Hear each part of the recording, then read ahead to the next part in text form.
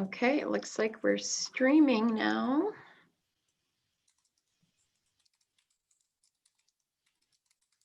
So I think we are ready to begin. Okay. Yeah. Okay, let's go. All right, good morning, everybody. Welcome. I'm Paloma Garner, and I'm the College Access Coordinator at Northside High School. I'm also the co-chair of the TASFA. Today is September 30th, 2020, and the time is 10:02 a.m. I would like to call the Texas Application for State Financial Advisory Committee meeting to order. This meeting is being held via Zoom. Please be aware that although we are meeting via Zoom, this meeting is still being broadcast via the internet as an open meeting. We will now take a roll call of committee members to confirm quorum is present to conduct the meeting. Okay, so Shannon Venezia. Shannon, are you here? I'm here. Okay. Courtney Balderas. Here. Okay. Abraham Diaz. Here. Lauren Disher. Here. Dimitra Durham. Okay. Philip Fabian. Here. Victoria Graham. Here. Dawn Hilton. Here. Gordon Lipscomb. Here. Ines Lopez. Ines. We'll come back to her. Ariela Martinez. Angelica Melendez. Melendez, sorry, not Melendez. Angelica Melendez. No? Tammy Mitchell. Hey, I'm here. Okay. Judith Monsivais. No. Crystal Nicholson. Here. Fred Peña.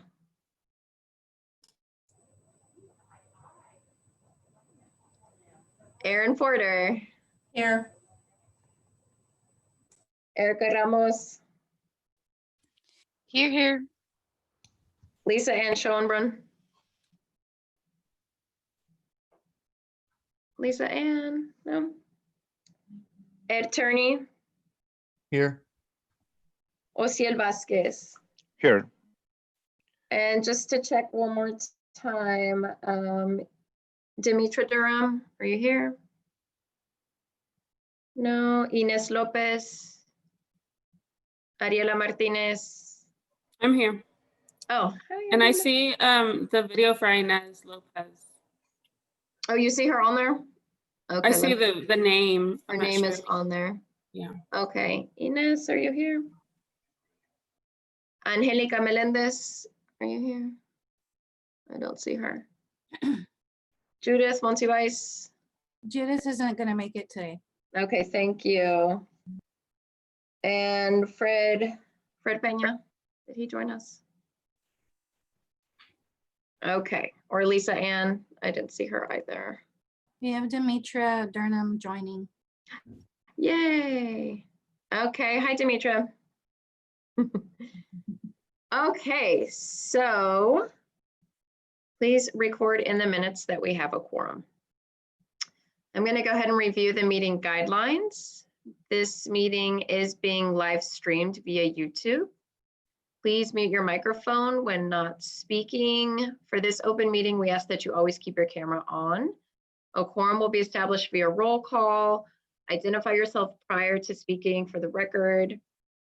We ask that you wait for one person to finish before speaking. Otherwise, comments may become muddled or unclear. Should the conversation become unmanageable, we will use the raise hand feature. This can be found if you click on participants icon and you'll see 3 buttons toward the bottom of the list. Please raise your hand and lower your hand after you've had time to speak. We will only use this feature as needed. For this meeting, motions will be voted on by raising your hand in the camera and saying aye in favor or no if opposed. THECB staff will monitor emails at the email address listed on the slides and will address questions related to the agenda items. Are there any questions? Okay, having none, we're going to go ahead and move on to agenda item 2. And agenda item 2 is consideration of approval of the minutes for our September 9th, 2020 meeting. Now, please take a few minutes to review the minutes that were sent to you a few days ago, yesterday maybe, via email, and let us know if there are any changes or edits. I'll give you a minute now.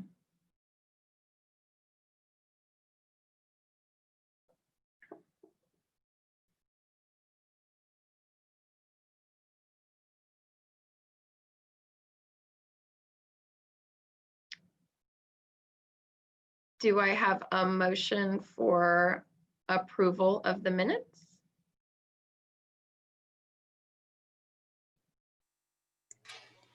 Erica from Oh, sorry. okay, go for it. Tammy from SFA. I say go for it. Approve them. Thank you, Tammy. Do we have a second? Erica from the Valley, I second. Okay, members, by a show of hand, raise your hand whether you're voting or against. Those in favor, please raise your hand and say aye. Aye. Aye. Those opposed say no. Okay, motion passes based on vote, and we're going to move on to agenda item number 3. So agenda item number 3 is updates from the Higher Ed Subcommittee. We will now move to hear updates from the Higher Education Subcommittee. You all have received a document via email with the recommendations and considerations. Our colleague, Courtney Valderas Jacob, will you go ahead and provide an update for us? Yes, so if y'all want to follow along, our specific recommendations are on page 3 of that document. So we recommend switching, when switching to the TASFA, that we use the standardized version of the TASFA form from College for All Texans as the template for the first year. See how that goes, and then adjust the second year as needed. We also recommend that we keep the signature process in the same way that our other subcommittee had looked at, is keeping the signature process as simple as possible while still ensuring that there's a consideration of managing fraud. And then for first-time freshmen, TASFA applications should follow behind the admissions application so that we can avoid the application being forgotten or being completed too soon, or just sitting and not being passed along to the institutions that they're applying to, right, and admitted at. And then in order to avoid confusion, lost applications, we recommend that students include their school ID when selecting the institutions to send their TASFA to. And then finally, we recommend that the Higher Education Coordinating Board continue to make the paper TASFA available each year, and that institutions are required to accept either the paper or the TASFA, not the requirement of solely the TASFA. Does anybody else from the committee want to add anything that I may have missed?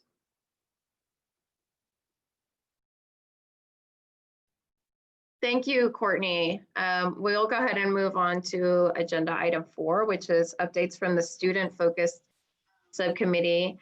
Erica Ramos is going to provide that update, and I just, Claudette Jenks sent an email just a few minutes ago with the actual updated document that we should be reviewing. The information contained in the recommendations she sent initially did not include that. So Erica, you want to take it away? Yes, ma'am. Okay. So based on what the student-focused TASFA subcommittee put together, we recommended that institutions should be required to accept at least one of the following formats, which is the TASFA or the PDF paper TASFA.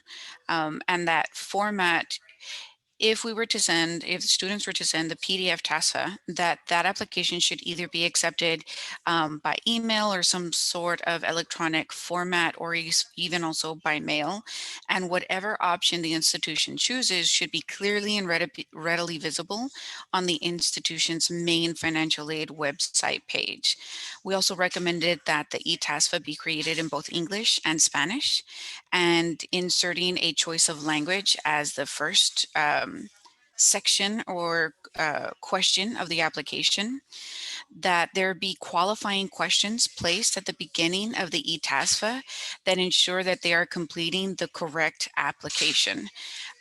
After the qualifying questions, we recommend that a confidentiality statement be featured in large bold font and recommend requiring a checkbox after that statement in order for them to be able to continue on with the application. And a statement in regards to FERPA can or should be included as well. We also recommended that the eTASFA questions should mirror the PDF TASFA application, and we don't recommend utilizing predictive or smart logic to avoid confusing students or parents if and when they change their answers. We also recommend that the eTASFA should include helpful pop-ups labeled as hints, perhaps, which can explain the question or the section. And thankfully, these hints and tips are already at the beginning of our PDF TASFA. When it comes to submitting signatures, we recommended using 2 signature boxes that can hopefully be found at the end of the application, one for the student, one for the parent, and that they can sign by using their mouse to create a signature, or that they be allowed to use some sort of box that they can each check mark and then type in their name.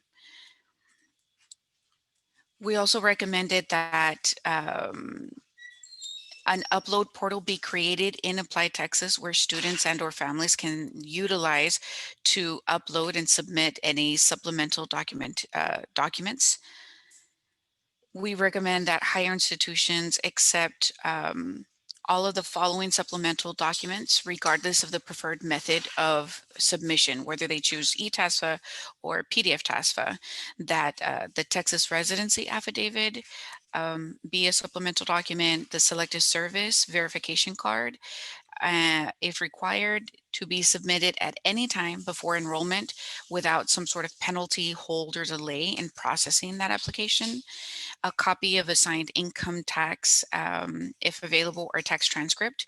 And if there is no income tax available, that a notarized non-tax filing statement or letter be also accepted. In order to adopt future changes to the eTASFA, we recommended that the Higher Education Coordinating Board can continue to work with our advisory board to request recommendations and changes over the next 2 years. This would then cover our board's current 3-year term.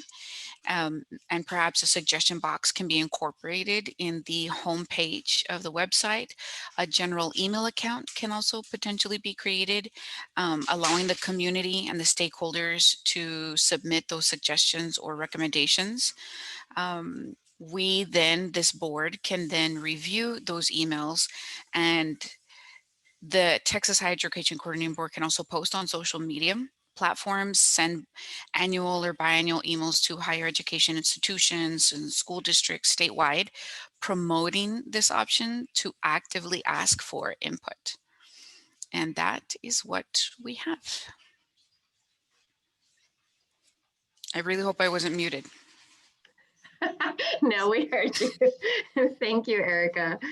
Okay, so we're about to move into the bulk of the work we're trying to do today. October is tomorrow, rapidly approaching, and so we'd like to kind of nail these recommendations as close to solid as possible today. And so what we're going to do right now is take a 5-minute break so that you all make sure that you have these recommendations in front of you visible, because after the break, I'll be sharing my screen and we're gonna just try to nail these things down for agenda item 5. Okay. So I know it's early and we've only been meeting for about 15 minutes, but we're gonna take a little 5-minute break for everybody to review those recommendations so we can get this work done. The time is 10:16 and we'll resume at 10:21.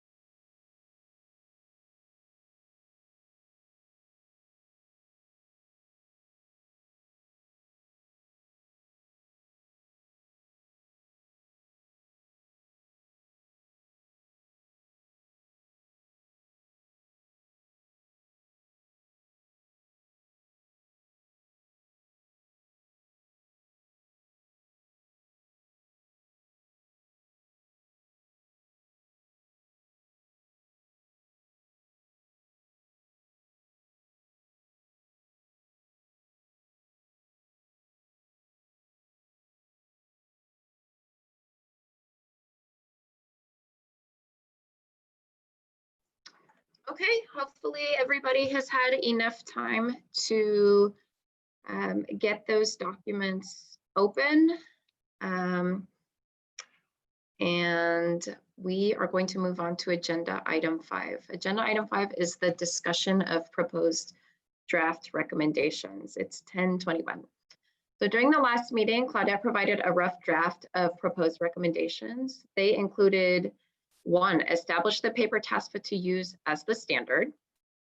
2, require institutions of higher education to use the online or coordinating board developed TASFA to verify specific student eligibility for state financial aid. 3, provide funding for the development and maintenance of this online TASFA. It was also suggested that the recommendations from the high school and higher ed subcommittee recommendations be included. So you should have the handout that we were referencing in your meeting materials labeled draft recommendations. This will include the recommendations from the high school subcommittees and from the higher ed subcommittee. Okay, the committee will now discuss these recommendations and consider what recommendations from higher education subcommittee and refine the wording from the student focus committee. And we'll revise what should be included. Okay, Claudette's going to provide an update on the next steps. Thank you, Paloma. So I wanted to start off by applauding all your work in this committee so far to date. I don't know if you all realize, and you probably do, this committee has met 4 times in 3 months. So that is amazing considering these are open meetings, and we had processes that we had to put in place in order to get the agendas. And so this committee has moved very quickly. So I do want to applaud you, for all your work. The subcommittee work groups have done a great job in setting the stage of what recommendations should move forward. And in our discussions, in your discussions over the last few meetings, there have been some common themes. And I think in both the subcommittee reports, you may have heard those. So as Paloma mentioned, now is the time that you all are going to be discussing these recommendations, fleshing them out to come to at least a few minimum recommendations that can go to our board and get, continue on to the legislature. If you're unable to do that, you may miss the cycle of providing these recommendations to our board. So today's goal is to flesh these out, agree to a minimum set of recommendations, and the committee can continue meeting to discuss some of these things. But as Paloma mentioned, we have to get these recommendations done today. So she'll be putting up the recommendations that are all in one document from both the committees and some of the recommendations that I put forth last meeting, but also wanted to go back and revisit the statute. Section 61.07762, which defines the application, or is a statute for the application for state financial aid. If you look at section A1, the board shall appoint an advisory committee composed of financial aid personnel and institutions of higher education and stakeholders who represent the needs of interested students to assist the board in adopting the procedures required by the development of the TASFA or the online TASFA, and to develop recommendations for that purpose. So I wanted to remind you that this is the guidance that we have as far as the statute, and I wanted to make sure that as you move forward in the recommendations, you remember that this is what the goal is, to support and provide recommendations to the legislature by January 1, 2021. And so in order to get those approved, we have to go to our board by October 22nd. We're trying to get a little bit more leeway, but I think because everything is on a timeline and everyone's trying to meet the timelines, today's the day that you have to flesh out a few. So after your review of the recommendations from the high school side or the student focus side and the higher ed side, I think there are some common themes that you can put together to create some solid recommendations. So please, everyone on the call today, make sure you voice your opinions.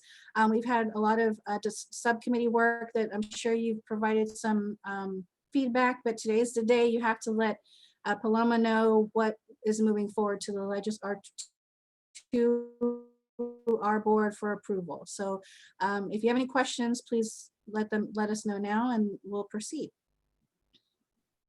Thank you, Claudette. So I'm going to share my screen at this time. And what I've done is, because there's so many parallels, I've kind of put the recommendations in 3 columns so that maybe that are aligned by subject, so that maybe we can go through line by line and figure out the wording, or just kind of solidify it. Okay, so I'm going to share my screen. Okay, are we good? Can y'all see my screen? Thumbs up? Yeah, Yes. okay. So the student subcommittee, let's make this a little followers. Oh no, that's too much. Their first recommendation, the student focused subcommittee, was that institutions should be required to accept at least one of the following TASFA formats: Texas e-TASFA, PDF paper TASFA, and that these options must be readily visible on the website, because many of us know sometimes it's difficult to find the accepted format. The higher ed recommended almost the same thing. They'll continue to make the paper TASFA available each year, and institutions are required to accept either the paper or participate in the e-TASFA. So that's basically the same. And that's the same as Claudette had written: require institutions of higher education to use the online or coordinating board developed TASFA to verify student specific aid. The only thing missing from that one is accepting the paper. So do we want to discuss that now so we can kind of clarify?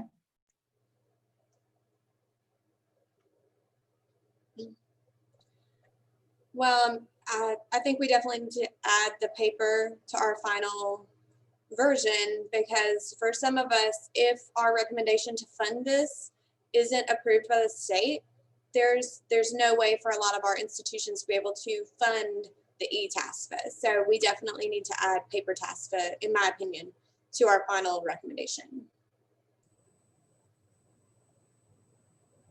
Agreed.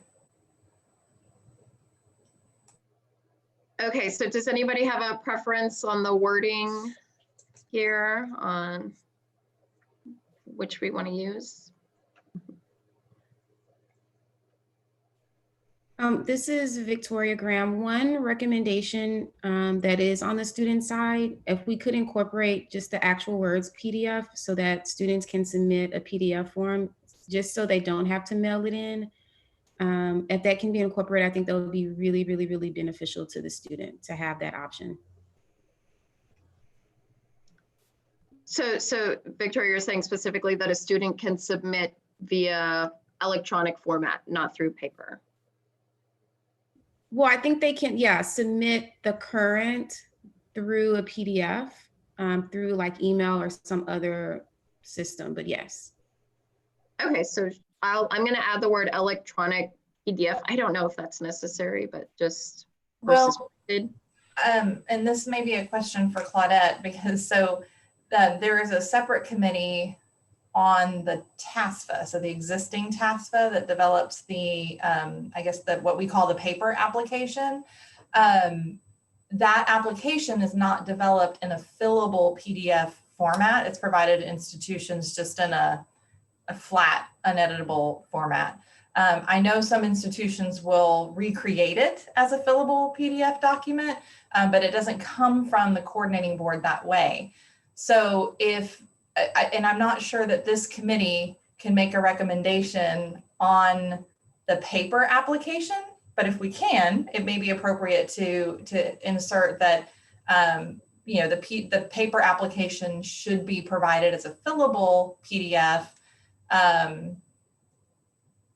But I think the main intent of this recommendation is to say that schools should continue to have the option to use the application the coordinating board provides in a non-electronic format, or this new online. So we might be getting into the weeds on the fillable PDF and crossing committee recommendations. But I think the main intent is to say schools should be able to continue using the state provided paper application, or they can use this online application. Okay, I like that.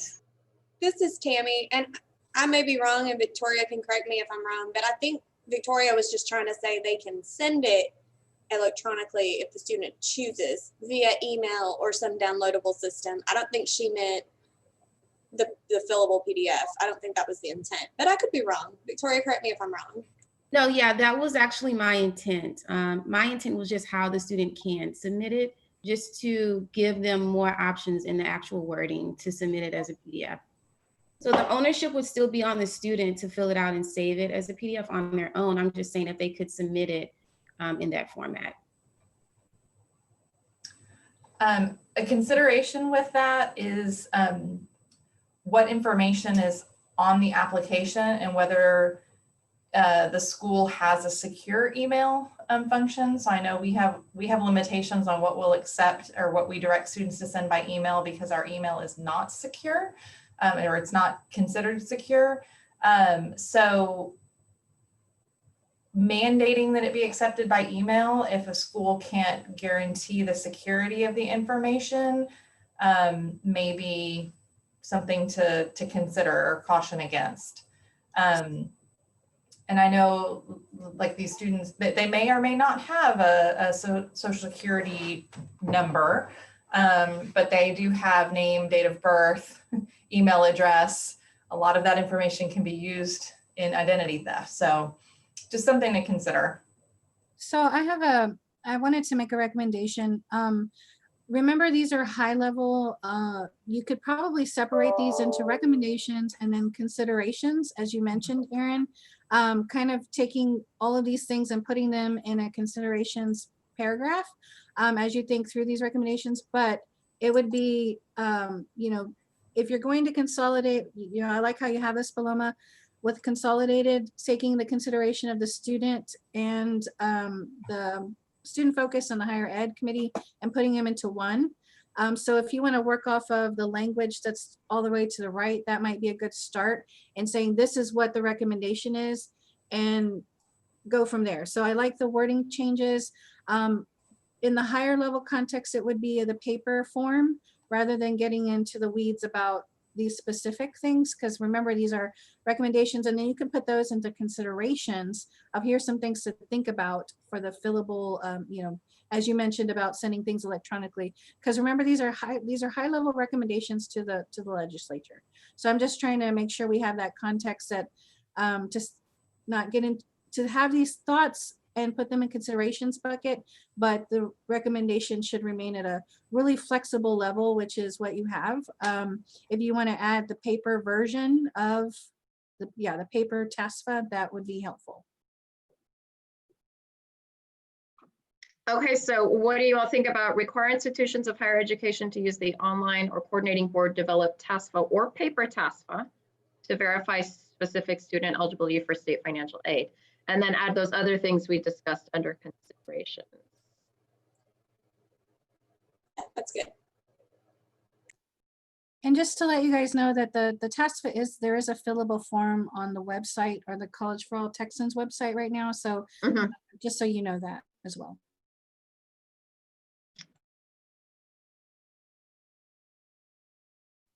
Sorry, we're going to move on to the next portion.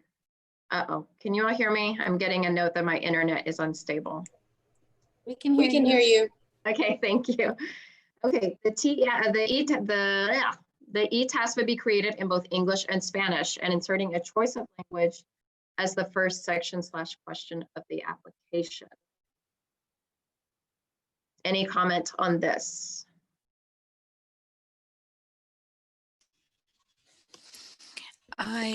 Erica from the Valley. I do know that after we submitted this, one of the members, I can't remember which one, did make a comment that even though it's kind of understood that the two main languages are English and Spanish is what the TASFA will mostly be understood at, there are still some families that in other language that might need it. So we were a little concerned maybe that might be a dilemma. And again, it can be taken under consideration for other potential languages.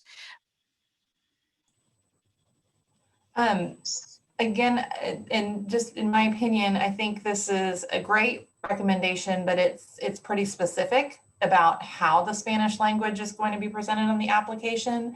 I think the recommendation just needs to be that Spanish language translation should be a part of the application.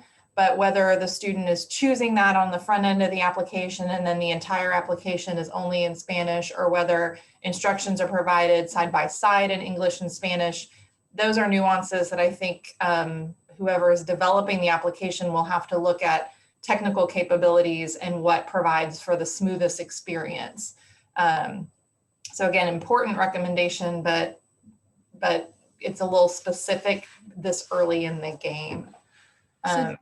So would you recommend this as a consideration to go in the considerations pile, or I say pile when I think about it, but considerations part of the report rather than a formal recommendation? I think it should be a recommendation that there should be Spanish language translation. How the student gets the Spanish language translation, the how is a consideration, but I think it needs to be a recommendation because it is important. Yeah, I agree. So what about just saying Spanish language translation should be an option in the application and leave it up to developers to determine the best way? And then under considerations, think about other languages, Vietnamese, French, all the other ones, and then who will translate us also ones. Yeah. Okay.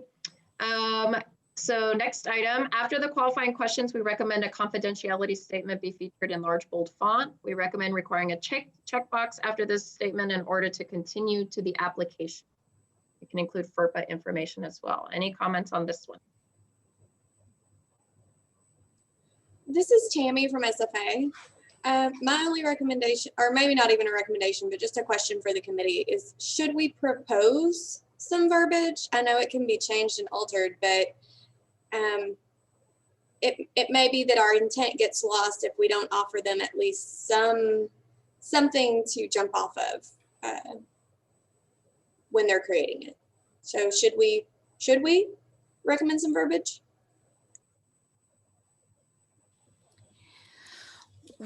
Erica from the Valley, when we were discussing this, we realized that there are still some families that have some concerns about electronic format, period, whether it's less confidential because it's being sent electronically versus maintaining a PDF version. So we wanted to essentially repeat whatever confidentiality statement is already found, so that they have that sense of, just because you don't see it on we didn't want them to not see it and then worry that that somehow means it's less than a PDF.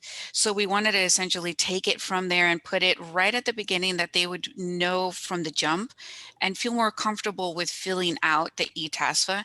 And hopefully over time, we then create a culture of utilizing an TASFA.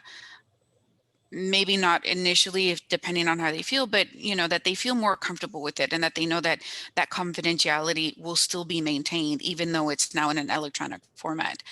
But what do you all think?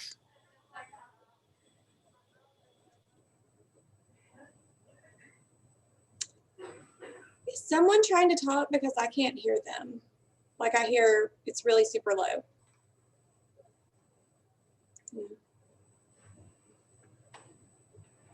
Yeah, I'm not sure, but go ahead, Tammy. I looked at the verbiage a couple of days ago out of curiosity, because I hadn't really looked at that verbiage in a really long time. And the only thing about privacy is it says, I also understand that the information provided on this form will be used only for evaluation of eligibility for state or institutional financial aid. So it's a one-liner. And my 2 cents would be maybe to elaborate a little bit on both forms. I know Erin kind of said earlier we can't really make recommendations on that paper version, but my thought is that parents, if they're nervous about it, that one-liner may not make them any more comfortable with it. So I thought we might just expand it a little bit in general, but that may not be our place. That may be overreaching our mandate. But it's a one-liner. It's pretty short about privacy, you know, so just my 2 cents. Erica from Valley. I think I might just say Erica. I don't think there's any other Erica in the committee. Then I think maybe we might feel comfortable as essentially agreeing to at least move in that statement from the PDF onto this electronic version. And then perhaps in the consideration pile, we can consider adding more to that statement to add a bit more oomph to it. And that gives us maybe an opportunity or a bit more time to look into the legality of whether we can do that or not. But at least that one liner should not be left out of the electronic e-TASFA. So you're reading that statement from right above the signature line on the current TASFA, is that right, Tammy? Yeah, that's the only place I saw anything regarding that. If it's somewhere else, y'all please let me know. Well, and when I read that, I don't even interpret that as a assurance of privacy statement. It's a disclaimer saying that this application is for state financial aid and that institutions may have a separate process for institutional financial aid. So it's more of a disclaimer saying this may not be all you have to fill out. It doesn't, to me, it doesn't read as we're not sharing your information. So I think the recommendation, if we want to move forward on this, should be worded as such that there should be the addition of a privacy statement added to the online and paper application that assures the applicant that the state will not be sharing the information in the application with any other entity beyond the institutions that the student indicates on the application. We can make that recommendation, but we ultimately need the coordinating board and the state to certify that that is true, in fact. And so before that gets added to anything, we would need to assure that the information on these applications won't be shared outside of the coordinating board and the institutions that are listed. And that's a good recommendation. There is a clause in the statute that does talk about data, but like you said, the legality of it, there is, I think I have an interpretation of it. So that's a good recommendation we can put forth. Great, I like that. And then, yeah, just maybe a consideration to add a checkbox next to that, because I like the idea of the physical, action of doing that. Okay, next we have the e-TASFA questions should mirror the PDF TASFA application. We don't recommend utilizing predictive smart logic software, as this can get confusing when students or parents need to change their answer. That was the student focus. Higher Ed said, when switching to the e-TASFA, we use the standardized version of the TASFA from College for All Texans as the template for first year and then adjust second year as needed. And then Claudette had suggested establish the paper TASFA to use as the standard. So I think we're kind of all on board there. How do we feel about the wording of Claudette's? Do you all want to add anything to make it more specific, or do you feel comfortable? This is Gordon from UT Austin. I had a question on this one. So the current version of what we're calling the paper TASFA doesn't have enough income information with which to use the federal methodology to develop an EFC. So I'm a little bit concerned that our first recommendation would have said that schools have to use either the paper or the electronic, because you're pretty much automatically saying that you're going to have to get 10 tax transcripts from every single one of these students that complete this, because you're not going to have the information that you need to develop an EFC, to develop need to be able to award the state grant funding. Again, we go back to, we can't make recommendations on the paper TASFA, but I'm kind of thinking that the idea of the electronic version was to allow students to self-report information, just like our federal students can on the FAFSA, so they don't have to go through 100% verification.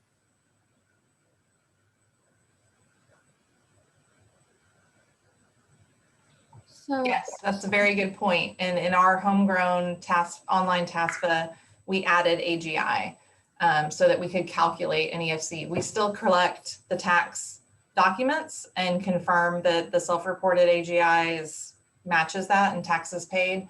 But the paper TASFA currently does not collect that information. Right, we did the same thing in UT's version, and then we're just making the decision on our verification part. So can I ask the question of higher ed? Do you see a situation in which a student would not have to undergo verification?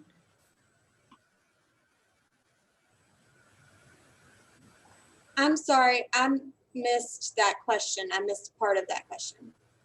Sure. I'm just asking if there is, do you think there's a way that we can structure this application to create a situation where a student who was filing TASFA would not undergo verification? So my understanding is that the state does not does not require verification of any of the information reported on the TASFA. They don't, currently the TASFA is not even required, but the school is required to calculate an EFC. We do 100% verification, but it's a small population. My thought is that if, much like with the FAFSA, if you're collecting all of the information that you need to calculate an EFC, then a school could set their own verification policy in terms of how many applications that they would select. That's kind of new territory, and I don't know what the state would say about that in terms of, but so to date, they haven't said anything in terms of what you must verify. Now, it does state on the application that students must submit the supporting documents. And generally, if you have documentation in your files that conflicts with other documentation in your files, you have to resolve that conflicting information. So that's why we've always verified 100%. Yeah, we received the same information from the state as far as the requirement is not for verification, but rather that we must be able to develop an EFC in order to develop need. So the idea was when we created our homegrown TASFA that we wanted students to be able to self-report and then determine whether or not we wanted to verify that income information at that point. Again, just going back to if we mirror what's on the paper TASFA, and it's a requirement that we accept either the paper or the electronic only for this population of students, then all of these students are always going to have to be able to provide tax documents to us. This is Erica. I get where you're saying. If we have an opportunity here to improve the TASFA so that higher ed institutions can then generate those EFCs and calculate that AGI, as you all were stating earlier, I don't think those of us that are in the high school end of it understood from your point of view how much extra has to go in when they were doing the PDF, and that you guys are implementing your own procedures so that you all can try to reduce or even maybe potentially eliminate verification as you guys see fit. But if you all think a better recommendation would be to mirror maybe some of the other questions, but change and incorporate a different kind of method to allow higher ed to calculate those AGIs and EFCs, then by all means, we want to, the spirit of this committee is to try to make things easier for these families. So I think it just comes down to the student focus subcommittee didn't understand that. So we just figured it was easier to mirror both. But if you're thinking making changes to the TASFA to allow institutions to make those calculations faster or better, or to make them all together, then by all means, we will take your lead when it comes to what you all choose to recommend. Can I ask a question of Claudette? Yes. Hey, do you have any idea if The other committee is recommending updating the paper TASFA to include an AGI. Well, Is that so something they're considering? actually, I was just trying to find my notes because it did come up in our discussion, and let's see, met back in July, and we did review. We had recommendations to include adding AGI to the TASFA and also adding taxes paid. I would have to follow up with Leah Smalley to find out where we stand on this. If that's something that's being brought to the board. I've had a hard time keeping my two committees separated and where we are, because I haven't had any contact from that committee since the summer. So I can follow up on that, but I know that that was something discussed for the paper TASFA committee, was adding that. So if that takes place, then we may not have an issue. Then it would be okay to say that the paper TASFA is the basis for the online TASFA. So what if we say we want to follow the TASFA and also recommend adding two fields, adding the AGI and the taxes paid field? I think that would be good. And then I can follow up with Leah on where these recommendations stand right now, and let you know, so that you could maybe add that the other committee is also making the same recommendation.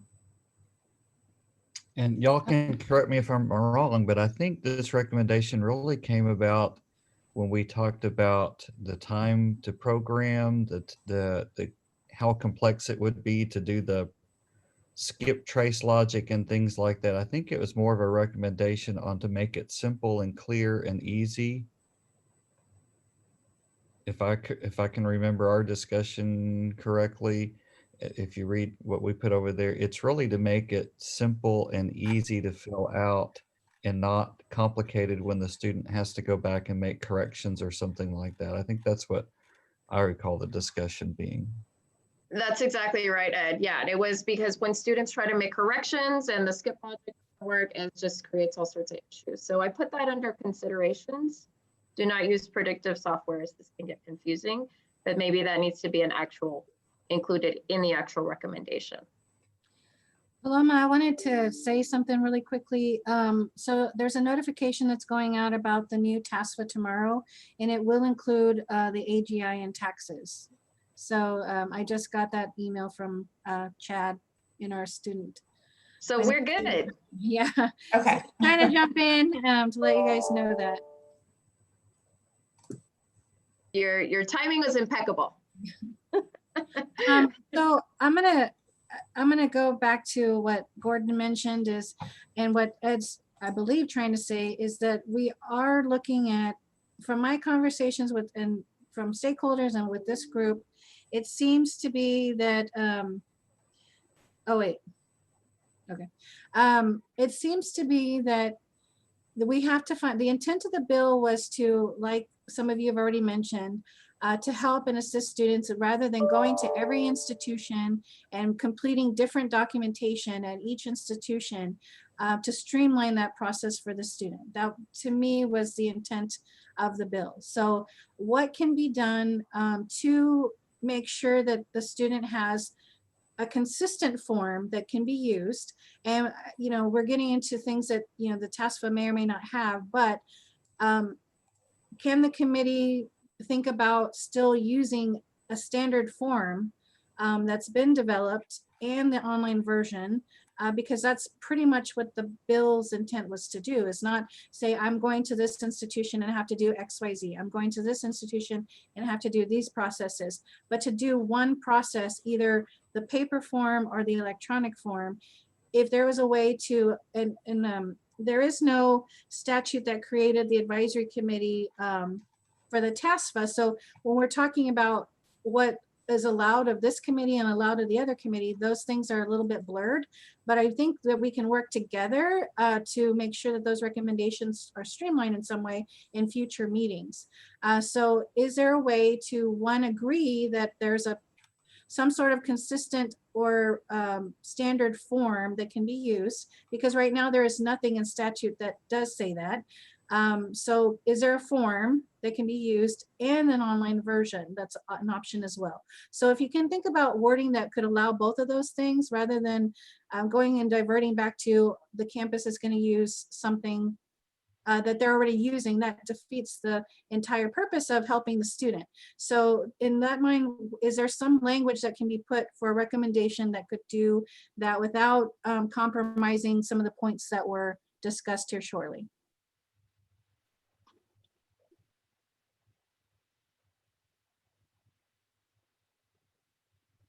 I think that's a great point. Could, yeah.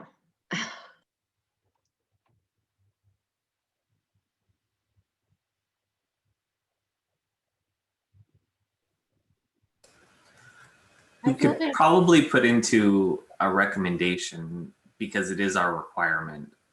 I think that we can fit this into at least our committee's, scope here. That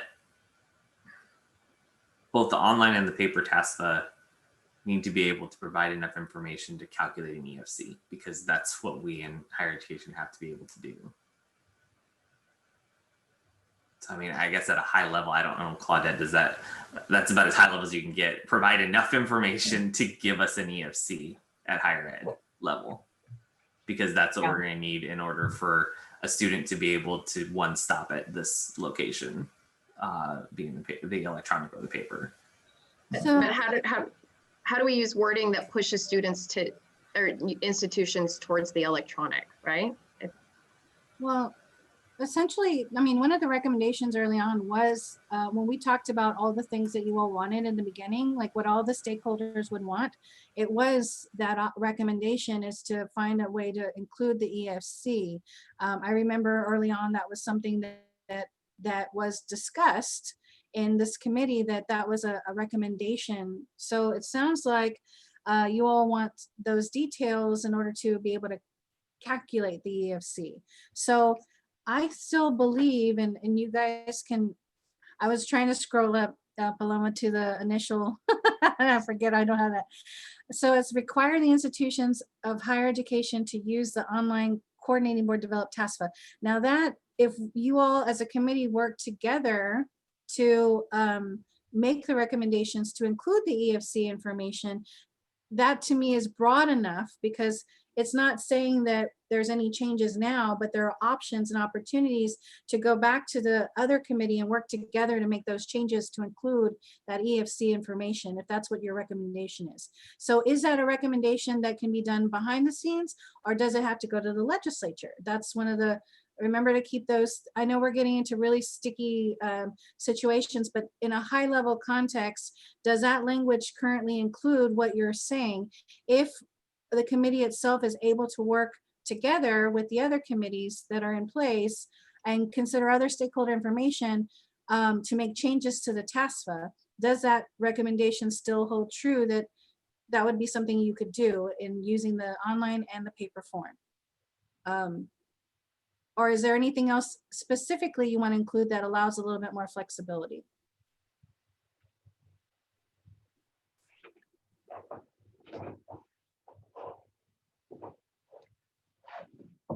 I do want to remind you that in the discussions in the panel that came from the state, from the other states, a lot, when I was looking at a high level view, a lot of discussion was that you all wanted to mirror the FAFSA.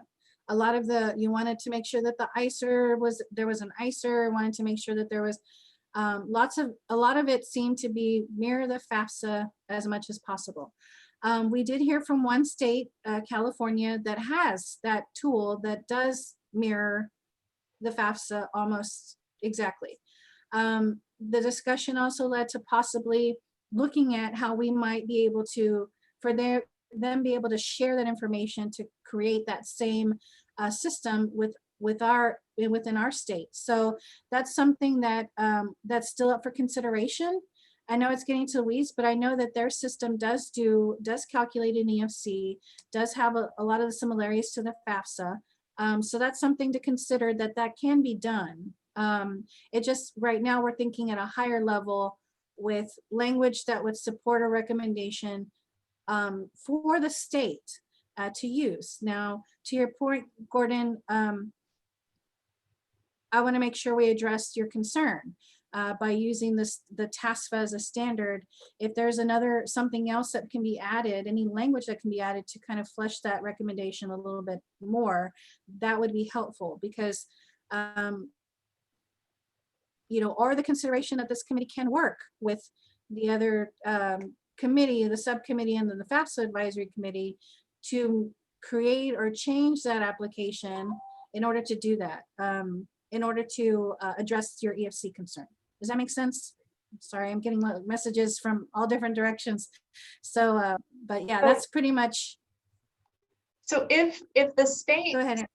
so if the state aid programs that that use EFC or that are need-based, if it's stated that the EFC should be calculated using federal methodology to calculate that EFC, then I think the language you should use is to ensure that the TASFA collects all data elements necessary to calculate an expected family contribution using federal methodology as outlined by the U.S. Department of Education, because ultimately that's what we need to do, right?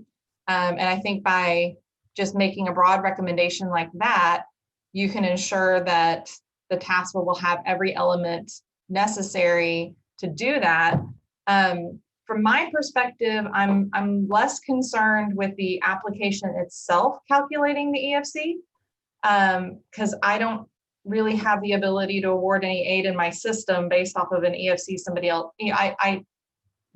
Generally, if I can load in the data elements into my system, I can calculate the EFC within my system. And there's a lot of different reasons why I would want to be able to do that. And professional judgment is one where I need to be able to change those data elements within my system. So, I can see putting a broad recommendation of just making sure that the TASFA always includes any data elements needed to calculate an EFC using federal methodology. For those on I would agree with Aaron there. Does that work, Gordon, and other institutions of higher education? Does that language, if you condense this into one recommendation, establish the paper TASFA to use as to establish the paper TASFA that would collect all data necessary to calculate an EFC following federal methodology, and to use as a standard. I guess just trying to flesh that language out, but it seems like the core is there. Are there any other recommendations, and does this address your concern, Gordon? Yes, that would address my concern. And I think it's just going to be better overall for the student experience here that they can provide us enough information to develop an EFC with federal methodology, because we should all have the ability to bring that information into our systems, whatever systems we're using. And like Aaron said, we have to be able to modify it. So I'm not as concerned either with it calculating on the fly like the FAFSA does, as long as we can just get the appropriate data points. Something else for consideration or possibly a recommendation is, should we recommend that there be one subcommittee that makes recommendations on any format that the TASFA is provided in? So, do we recommend that this subcommittee take on future recommendations for the paper TASFA? And that's one way to ensure that the same recommendations are made to both. I don't know, Claudette, how to approach that. Well, my understanding is that the TASFA committee is a subcommittee of the established FAFSA advisory committee. Mm-hmm. This one is specifically around the Texas application for state financial aid advisory committee. But the task, like as you mentioned, are again recommendations, and so that and there are rules for that too. So I would say, if we're looking at that, I like that recommendation. Right now, that would really determine again, because there's nothing in statute that says there has to be a subcommittee for the TASFA, because remember, there is no statute establishing the committee. But that's something that we would, I think is a good consideration, to make sure that it's not two separate committees working on two separate things. But this one specifically says application, and it's for the online version. And I think that's where we can streamline that effort in some way. Okay.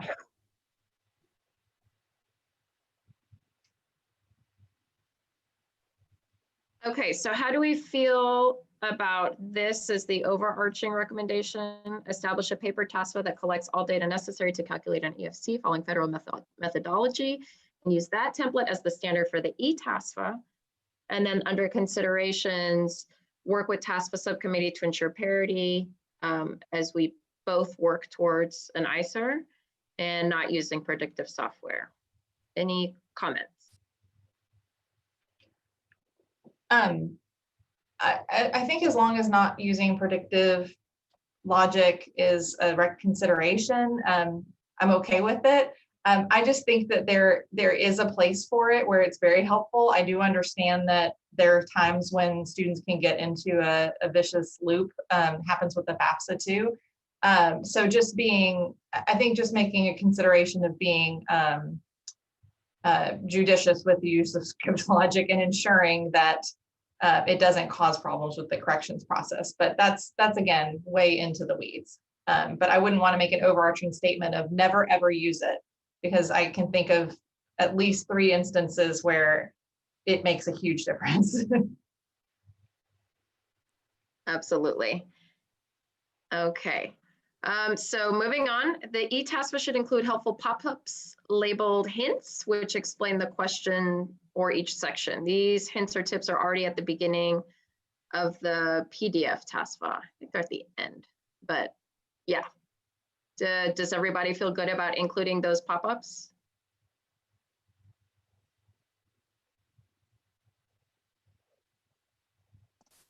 Yes. Yeah, I find having the instructions next to each question as they navigate through is much more helpful. Great. Okay, we are cranking along, y'all. Next, to submit parent and student signatures, 2 signature boxes found at the end of the application, both student and parent, each can sign by dragging their mouse, or a box that they can check. And the higher ed subcommittee suggested keeping the signature process as simple as possible while still ensuring that there is consideration of managing fraud. So how do we consolidate these into a single statement? I think we could do the second column as the recommendation and the first column as the considerations. Mm-hmm.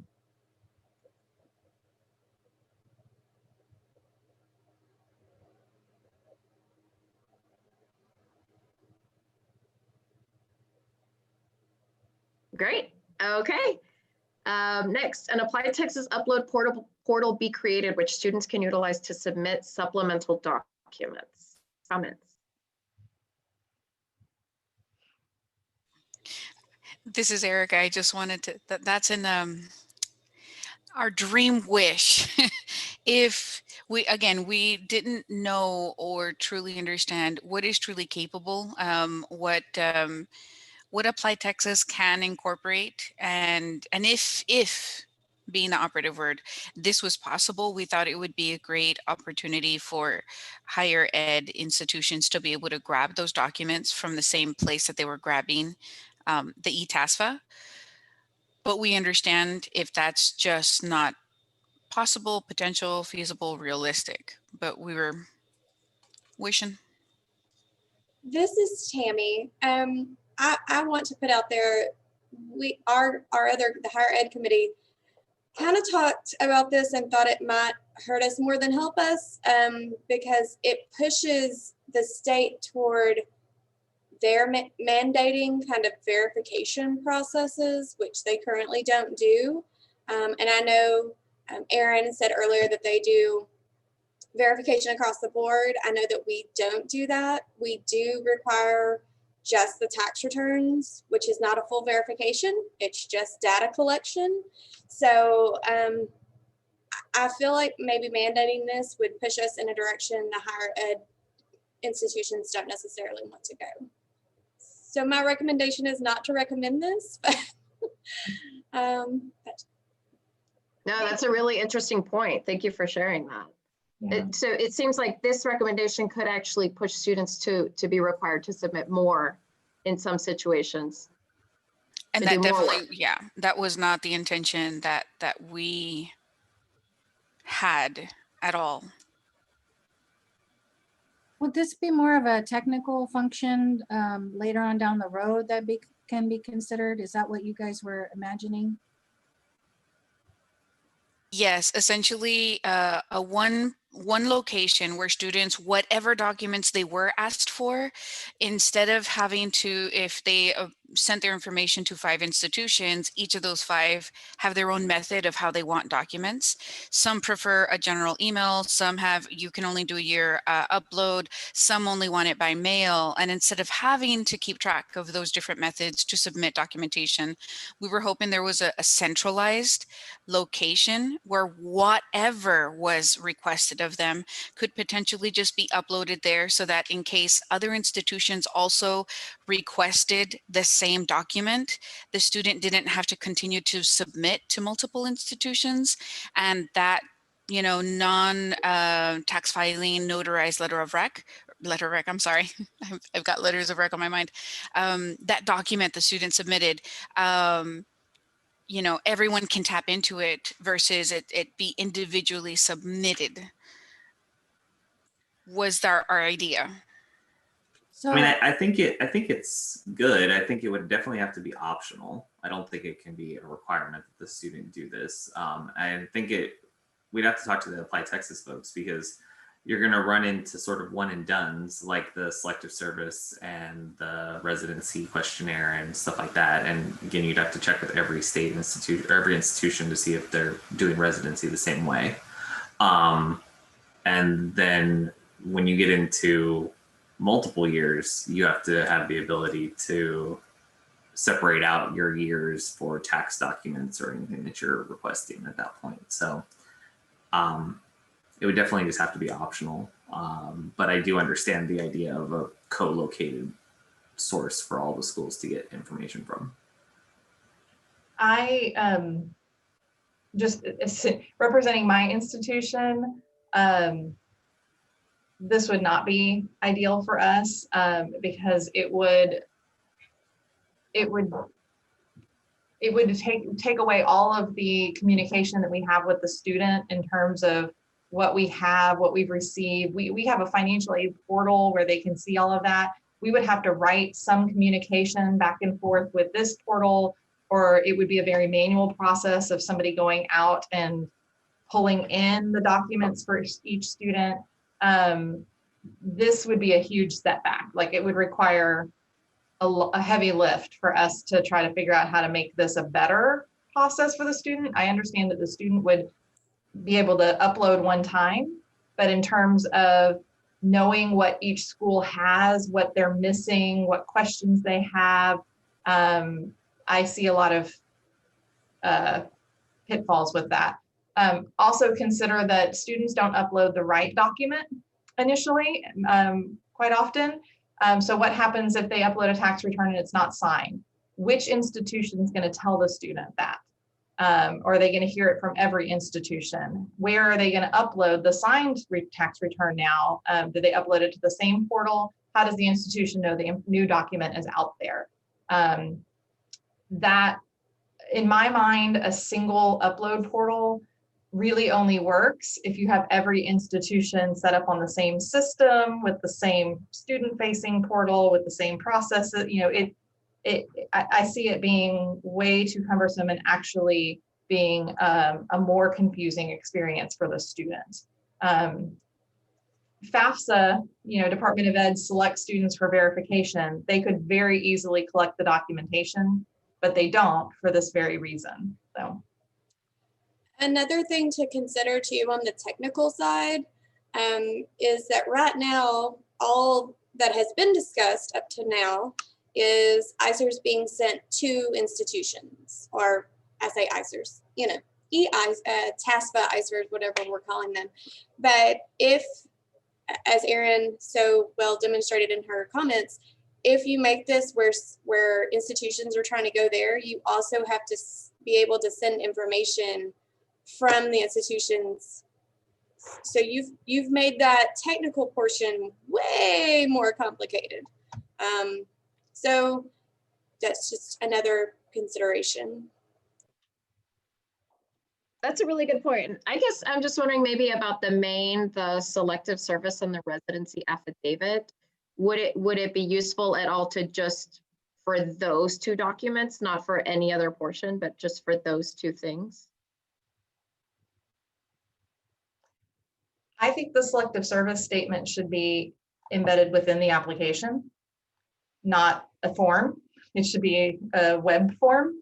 I also think the residency affidavit for our school, that goes through the registrar's office. We never see it in financial aid. So now we're talking about pulling in a different office and changing their process in determining residency, which I can't speak to that. I would have to do a lot more research on the impact there. That also plays into at my institution, it goes to admissions. So then you're dealing with, okay, Erin's institution, it goes to one office for residency. At mine, it goes to a different office. So when you talk about getting in the weeds, we're way, way, way in the weeds with trying to figure out that piece. So maybe tabling this one for a little bit. Okay. Agree. I completely agree. Yeah, Yeah, I think you guys are right. These two pieces are more the technical functions of once we have the, for consideration, once you have funding to establish the actual document. So, these are good things to consider in the future. So, because yes, I do understand the portal to upload documents, but as Erin mentioned, it can be more work intended for the institution. So that's something to revisit. And then the other pieces, understanding the way that the institutions receive this data and where it goes within the institution is important. So that, again, is a little bit more, I guess, like you said, too much into the weeds for now. As far as recommendations and considerations, we want to try to keep them as high level and then continue conversations as you all move forward in this work. So I like the conversation. I think, to your point, is this something that you would put in a formal recommendation in the development of of the TASFA? So there still needs to be some discussion to flesh those things out. So I think if you all want to move on with the next recommendation, that would be helpful. Yeah, that sounds good. And so the next one is kind of along the same vein, and this is about accepting supplemental documents. So higher institutions should accept all the following supplemental documents regardless of preferred method of submission: Texas residency affidavit, selective service verification card, to be submitted anytime before enrollment without penalty, hold, delay in processing, copy of signed income tax or tax transcript. And then this one, if no income tax, a notarized non-tax filing statement letter. So I don't know where this, if maybe based on the document upload, this doesn't fit into the eTASFA anymore. Well, what do we all think? I think just like Ms. Claudette mentioned, I think the point right above this and this one included, I think we should revisit in the future once we have a better understanding of what we're going to have to play with, how much money, what's really realistic and feasible. So I think we should revisit this one in the future. It's well down the line. Anybody else have anything to add?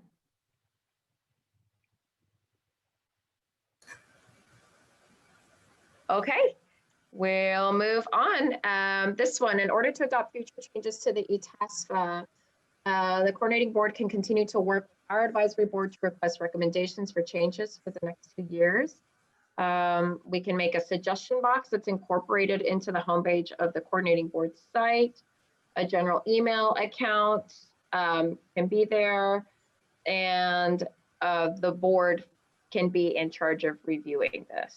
Okay, we can also post on, the coordinating board can also post on social media platforms and send annual or biannual emails to higher ed institutions promoting this option and looking for feedback. So basically, what's the growth? What are the next steps? Any thoughts on this recommendation?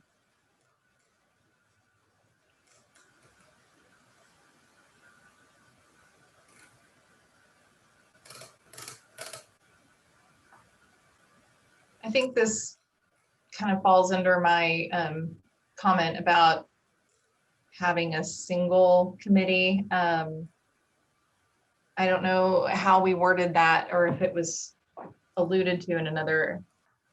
So it was just work with the TASFA subcommittee. Okay.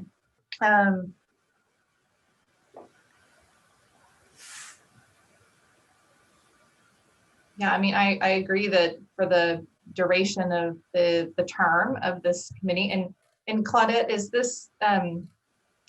this committee going to continue standing, or was it only in statute for a 3-year term and then? Currently, it's only a 3-year term. And let's go back to the 2 committees. One of the things that you have to remember is that this committee has a specific directions is to make those recommendations. So if we, what you're suggesting would be trying to revise the scope of this committee's work to add additional, to be that paper TASFA piece, which that doesn't really fall under this specific committee just yet. So like you mentioned, there is another financial aid committee that does have that subcommittee, and they have the knowledge and expertise of the financial aid work groups. So it really just depends on how my suggestion would be that we continue working together with that committee to keep on task, and you and I think Gordon are on those committees, I believe, or I don't know for sure. I think you for sure, Aaron, are in that committee, but one of the things is to bring that information so that we are streamlining efforts rather than making a formal, because what you'll have to do is change statute. You'll have to say, right now, if you want to flip back up, I don't know if you can. I don't want to have to take away from Paloma's work here, so I'm going to read you the statute that was set up earlier. And that is, the board shall adopt procedures to allow a person to complete and submit the Texas application for state financial aid or similar application through electronic submission from in the Apply Texas website is what it says, as it references the section. But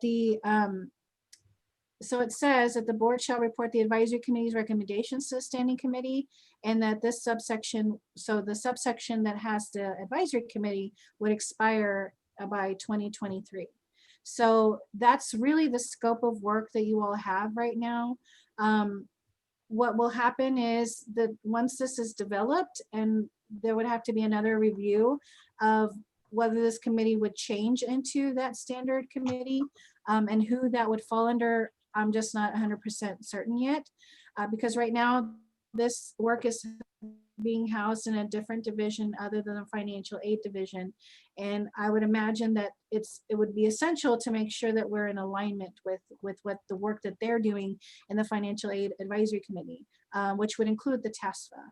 So there's still some things that we have to think about as far as joining the committees or creating one centralized committee where that would be housed and all those things. So those are, again, higher, more weeds than higher level, but that's definitely a good point for future discussion.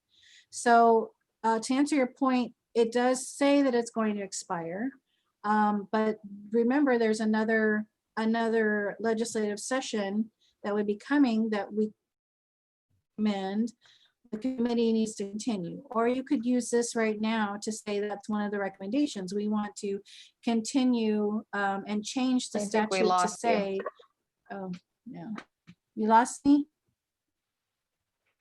I can hear you, Claudette. You can't hear me? We can hear you. Can't hear you. Okay. So if you want to use this time to say this is the recommendation that you want to continue your work outside of the expiration, that would be a recommendation to also consider. Like I said, the statute says that this committee would expire in January 2023. If you want to make a recommendation to continue the work, that would be a recommendation you could put in here right now. Did you all hear me with that one? We did. Okay. I think we're all just kind of digesting that recommendation. So I was trying to read, I didn't, Lisa, can you go ahead and put up the statute really quickly? Let me see if she might be able to. I didn't want to take away from the sharing, but it seems like that would be necessary to show the statute again. So if you see the statute, this is what it says. I mean, this is what you all are obligated to do. And what it says is that the board shall adopt procedures to allow a person to complete and submit the TASFA or similar application through the Applied Texas, because that's a reference to the Applied Texas common application form required by that section. So the board shall appoint the committee, which you all are the committee composed of you all, to assist the board in adopting these procedures required by the section above. So to develop the recommendations for that purpose, then it's submitting those recommendations by January 1, which we are on target. If you all solidify these today, we're on target to get those recommendations to the for approval to our board and then to the legislature. This subsection, so this committee work ends January 1, 2023. So if you are recommending, which is to Erica and the committee that worked on the student focus group, if you're recommending that you want to continue this work, this would be a recommendation to change this language in the statute to say to continue working on the maintenance and development of the application. So that's what the recommendation would be. I think I can safely say that wasn't our intent. That was definitely not the intent. I think well, maybe I can just speak for myself. Our understanding was, as we continue on in this board, if there if we were going to continue to, over the next 3 years, want or get feedback from our stakeholders, how would we want to do that so that we then continue to work with the coordinating board? But realizing and seeing this now the way that it's written, then I mean, we're doing the legwork now. So then I think we're good. Yes, and you have those 3 years. I mean, you all are continually meeting to address these recommendations. So you have that, you still have that time. So it wasn't clear that that's what your recommendation was. So is it a recommendation or a consideration from what you've put down? At most, I would say a consideration. Okay, so I don't know if Paloma, you want to share your screen? Yeah, I'm going to go ahead and share my screen. And I think, yeah, just a consideration that we will continue to collect feedback about the process, right? Mm-hmm. Okay. Great. Okay, so let's move on. The first-time freshman eTASFA application should follow behind the admissions application. Hold on, well, it doesn't matter. In order to avoid the application being forgotten or being completed too soon and sitting. And then the renewal application should be available without completing the admission application first, but to have a fail-safe to ensure that there has been a prior eTASFA. Paloma, are you sharing your screen? Because I'm not seeing it. No.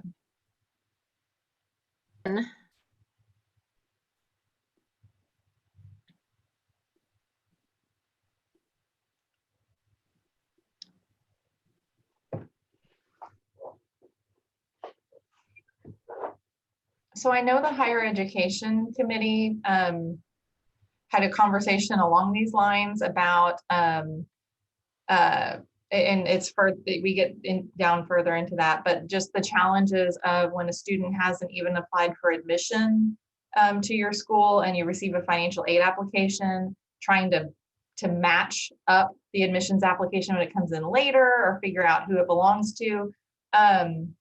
So requiring an admissions application be completed first could help with that. The question that we had in the higher education committee, though, was the high school graduation requirement. Not every student has decided to apply to a college by the time they graduate from high school, or by whatever time they have to be cleared for high school graduation. So that's I'm really curious on the high school committee and the student committee, just thoughts on that. Hey, this is Philip from Dallas, and this is actually something with our scholarship program that we run into a lot of matching and just troubleshooting issues between our pledge application to the admissions application at our partner colleges, and then similarly from admissions to financial aid on the partner college ends. I think what I worry about in terms of if we were to put this recommendation out is, are we inadvertently putting our TASFA students at risk of not submitting those TASFAs early enough to get some of the state financial aid that we know is first come, first serve? And so I think that's I definitely understand and agree that having that admissions application in first is ideal. So that way they can include their ID number on that TASFA and it's much easier to match. But I also think we need to consider from the student side, for those students that are specifically not sure about where they want to go, and maybe, I know we already run into some issues where they think, well, if I don't know where to go, I need to wait until I do before I submit all these applications. And I don't want to get into an area where we're maybe pushing that onto the students more so because of the process that we've set up for them. Well, in terms of penalizing students, at Texas A&M, I mean, we don't process a financial aid application until a student has applied and been admitted. So there's no ability for us to award financial aid to a student that hasn't applied for admission. And so having the financial aid application come first before the admissions application does not benefit a student in any way. Having them come at the same time would, but having the reverse would not. So I know this is Tammy from SFA. Our process is exactly the same. A student has to be admitted to our institution before we award financial aid. So I have a feeling that if you ask most of the institutions, that would be the case. A lot of that just has to do with the process. If I don't have a file on a student, if it's not created, I can't award them. So it's So I do have a quick question for some of the higher eds related to that particular subject. Pardon me, I think about it in terms of our scholarship program, because we do that based on their submission date. And so regardless of when they had that in, as long as they had that submission date that was confirmed by the college, we're good on our end. So I guess the question is, when you're awarding that, definitely understand that colleges won't award any of those financial aid offers until students have actually been admitted. But when you award those, do you award it based off of their admission date in terms of the order that award is going out, or do you award it based on their submission date for their financial aid application, regardless of when they were admitted? So this raises an excellent question in terms of priority date that I don't think we've discussed in any subcommittee or any of our committees. But in terms of the priority date used for state financial aid, it's the date that the application was submitted to our institution. Mm-hmm. So with this central submission of an online application, if the student didn't select our institution to receive the application,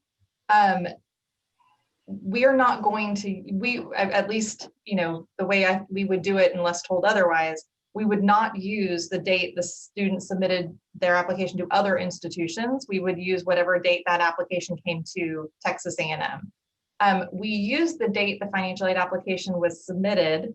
However, if a student is not admitted until later, and we do have some students that are, we call them review admits, and so they don't get admitted initially in our first group. They may be waitlisted and admitted later. If we have already begun awarding, we're still going to consider them as a priority application, but we might be out of funding because we may have already committed all of our funding. So the date is very important because if we're able to request additional funding from the state, that student would still be considered eligible for it because they met the priority date. But it does not, we don't reserve funding for every application in by the priority date. If they haven't been admitted when we begin awarding, they may miss out. Erin, I have a question for you. Is the priority date, the idea of it going away or changing or shifting, is that being discussed in your other in your other committee? No, that's what I was saying. This just raised a question in my mind that I hadn't considered until just right now, which is what is the priority date that institutions will use for the application? I don't really see that it needs to change. So, a student can fill out 10 paper TASFAs, and if they only mail off 5 of those to 5 schools and they wait 2 months to mail off the other 5, I don't think those other 5 institutions should be held to the date that they sent the application to the first 5 institutions. It makes sense that it's whenever the school had the application. Would my other higher ed folks agree? I would agree that on a functional level, I don't know how else we would really process those. If I've got, if the student did a TASFA in, let's say, January 10th, right, that hits priority date, but they don't apply to my school until, let's say, April, I can tell you, chances are, that my funds are gone by that point. Now, some of them may recycle when school starts, people who don't show up. And so I may get some back that I can dish back out. But as far as that goes, it's hard to award a student it's impossible to award a student who I don't know about, which is kind of the territory we're getting into at this point. Does the school even know that the student exists, or is interested? And there's really no way for us to know that until we have both pieces, an application piece for admission and a TASFA. So. Erin, our processing at Texas Tech is similar to yours. For our funding, we base it a lot more heavily on students admitted on or before January 15th. And then we award after that priority date based on a funds available basis. So anything that may be left after that point. But I do agree with that it should be based on the date that we receive it, not the date that anybody else may have received it. Okay. I think I somewhat derailed the conversation on the recommendation, but it's a good conversation for us to have. But in terms of the recommendation itself, should the financial aid application be contingent on an admissions application being submitted? We need to make a decision on that. For our purposes, we need the student to apply for admission in order for us to do anything with the financial aid application. However, I don't work in a high school and with a diverse population of students, and I don't know, I don't see the benefit in requiring a student to apply for admission to a college just to fill out the financial aid, because the graduation requirement is you have to fill out do a financial aid application. The graduation requirement is not that you have to apply to college, which is an interesting dichotomy there. But well, that's another conversation. So tying the two together, I feel like is taking the requirement and making it much bigger than it is. So, Well, I think, can I just say real quick that those students could do the paper application, They could. right? Yeah. I like the idea of having the ID number, and it's kind of, you can't have the ID number unless you've submitted an application. That's what I think. so I was gonna, for the sake of time, because we have other items on the agenda, and I know we probably need to hear from a couple others, and we have a lot to do in a short amount of time. So what would you think is the intent of this recommendation? And one, how would you all manage to implement it? And, in thinking in that context, when you're, creating this recommendation, this is again, a recommendation that would be integrated for the state implementation. So if you're saying that this committee wants to say you have to apply before you can consider financial aid, I think it gets into a very sticky situation, kind of to Paloma's point about the paper TASFA. So do you want to put this more, again, as a consideration and flesh it out to say, address some of the things that you've addressed, or do you want to put it on the back burner? Because remember, this is the high level recommendations that are minimum to make sure that these are addressed at the legislative level. And these again are a little bit more into the weeds but if you want to make a general recommendation, if that's what this committee is doing, you have to consider whether or not, how can you implement it, and how can you enforce and implement something like what you're mentioning as a recommendation? I think it's a consideration. I don't think we have the answer. I mean, I don't think we have, I don't think we know enough to make a very specific recommendation like this. I think the consideration should be that in the development, the consideration should be given to how schools can match financial aid applications that are received for students that have not applied for admission. Or consideration be made with how schools will match financial aid applications to applicants, just in general. Whether they've already applied for admission or whether they haven't applied for admission, how are we going to match that up with the student?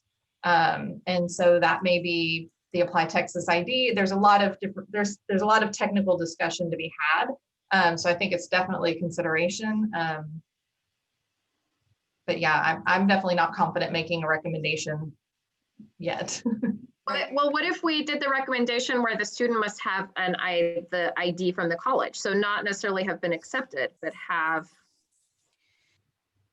the ID from that college. Well, you're not going to have an ID from Texas A&M until you've applied for admission. So, right, so it's like this loop. It doesn't mean you've been accepted, but you've submitted an application. You have to have applied.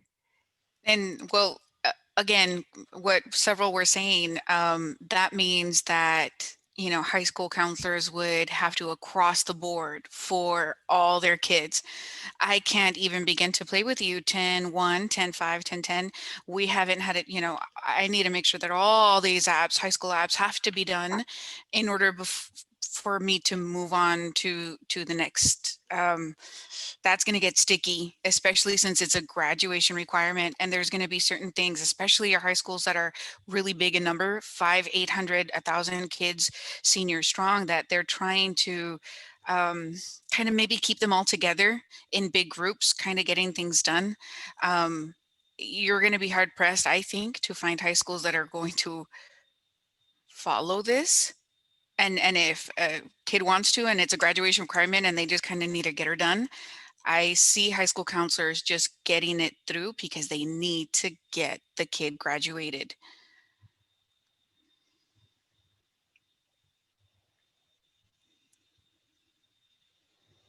So maybe we just put in the considerations, the option to include the ID number, right? Because that really combines these last two recommendations from the higher ed board. In order to avoid confusion, we recommend that students include their ID in the school when selecting. So we put that as a consideration. I'll agree. Any other comment?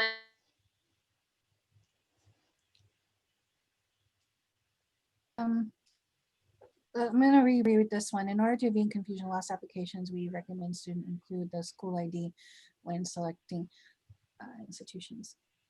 Okay. Yeah, I was just reading it because you brought up a good point, Erica, about the recommendation you all were just talking about, I think would provide some implications to the high school graduation requirement. So if, and it could serve a good purpose of getting students to both realize that there's funding available for them, but also, and for them to apply to college. But we, like you mentioned, there's not enough, you're going based off of assumptions. And so I wouldn't recommend putting in a recommendation for that specific, that kind of specific recommendation. I think that would be a little limiting or presumed limiting to the student and those that are working in the field. So, but there is a need to understand that complexity in matching, as you mentioned. So, because on the FAFSA side, we have issues with matching all the time within our data that's in Apply Texas. So it is necessary, but that's the second part is good to understand how to match and make sure you're getting the students that you need. So that again could be considerations in my opinion. I don't know what you all think, but I think that would be a good idea. Yeah, I went ahead and moved it over there. I think you're correct. And that takes us to our last one. I think we can all agree. Provide funding for the development and maintenance of the online TASFA. Any comments? Just copy and paste it over there. With in like big red flashing letters with exclamation points. Show me the money GIF right underneath. Make it rain. Yes, this is an unfunded mandate. So I do want to bring your attention to some, we were working off of a timeline to get these recommendations. And as I showed you in the statute, I believe this committee has done that. Now the second part is obtaining the funding. The timeline, if we're unable to secure funding, I'm going to let you know the timeline. There is currently not an existing timeline other than trying to mirror the high school graduation requirement. And I was trying to get some more guidance on the bill itself because to me, the timeline was similar to that high school graduation requirement to have this up and running by October 1, 2021 for the 22-23 school year. That without any funding, it's difficult to make those types of timelines. So I did want to turn it over. The next steps are to kind of refine these a little bit more, but also to vote on them. But before you all vote, we want to make sure that the language is correct because whatever I'm using is going to go to our board for approval. The other thing is I wanted to go, and Paloma, you can move on to the next agenda item to ask Graham some information about budgeting before you all vote on the recommendations. And I just wanted you to have that one last bit of information. The agenda was a little bit different because I thought we might have another meeting, but we're trying to get this to meet our timeline to the legislature and to get approval for our board. So we had to quickly change focus. So Graham, Paloma, if I don't know if you want to go ahead and move on to that one. Yeah, we're going to go ahead and move on to agenda item 6 before we vote. And agenda item 6 is discussion on identifying technical and functional revisions of the Applied Texas system. So this is a standing agenda item from UT Applied Texas team to provide technical and functional revisions to the system. Graham Chapman, do you have any updates for us? I do, but first I have a selfish question. Can we take another 5-minute break? I think that's... Are you all, okay, before you move on to that, we have 10 minutes for, technically, are you all agree? Because I know some people have to drop off, but we need to maintain quorum in order to vote on the recommendations. Are you all comfortable with staying on the call a little longer this time? I guess, Paloma, show of hands to see. Yes, so do we have a vote of who can stay on the call? I guess the show of hands of who will be able to stay on the call longer if we take a break. Yeah, so look, Shannon, are you able to stay or no? Okay. Okay, let me see the next page. does that mean quorum? I didn't get a count.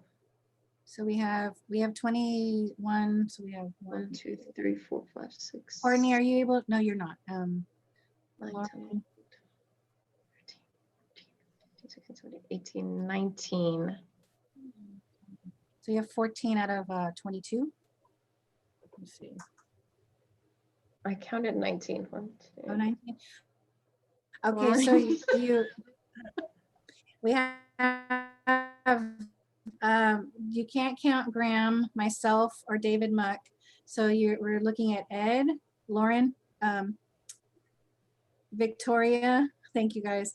Victoria, Erica, Philip, Tammy, Don, Aaron, Oxiel, Abraham, Crystal, Ariala, you, Paloma, Inez, and Gordon. It looks like, yes, I think we do see 1, 2. Yeah, 14. Okay, yeah, we have 14. 14 of 20. I gotta make sure. Let's take a break. Well, Hold on. and we'll confirm. Let me get this really quickly before, because I know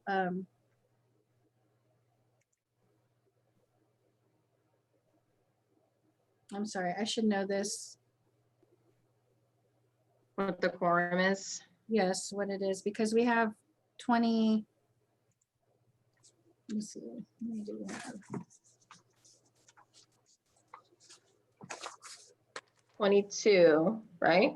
4, 5, 6, 7, 8, 9, 10.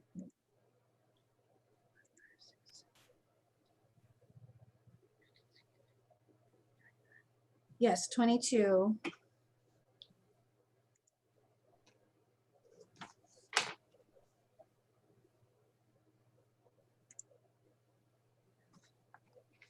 So we have 14 of 22. So it's 60% is the cut, right? Is it not? Does anybody know? So we need half plus 1, which would be 11. So 12. So we have 12. Yeah, we need 12 and we have 14. So Okay. I'm sorry, it took me a while to get there, but yes.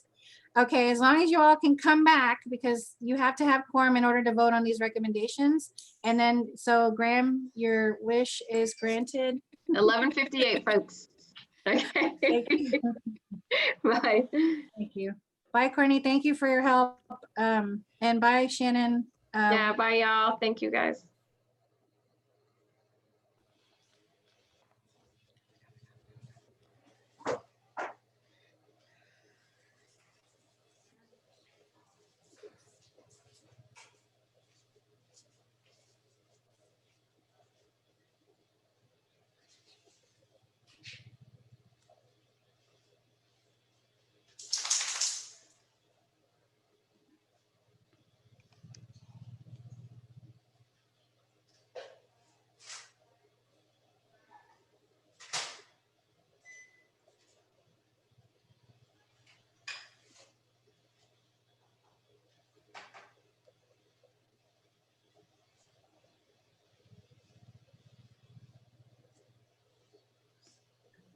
So annoying.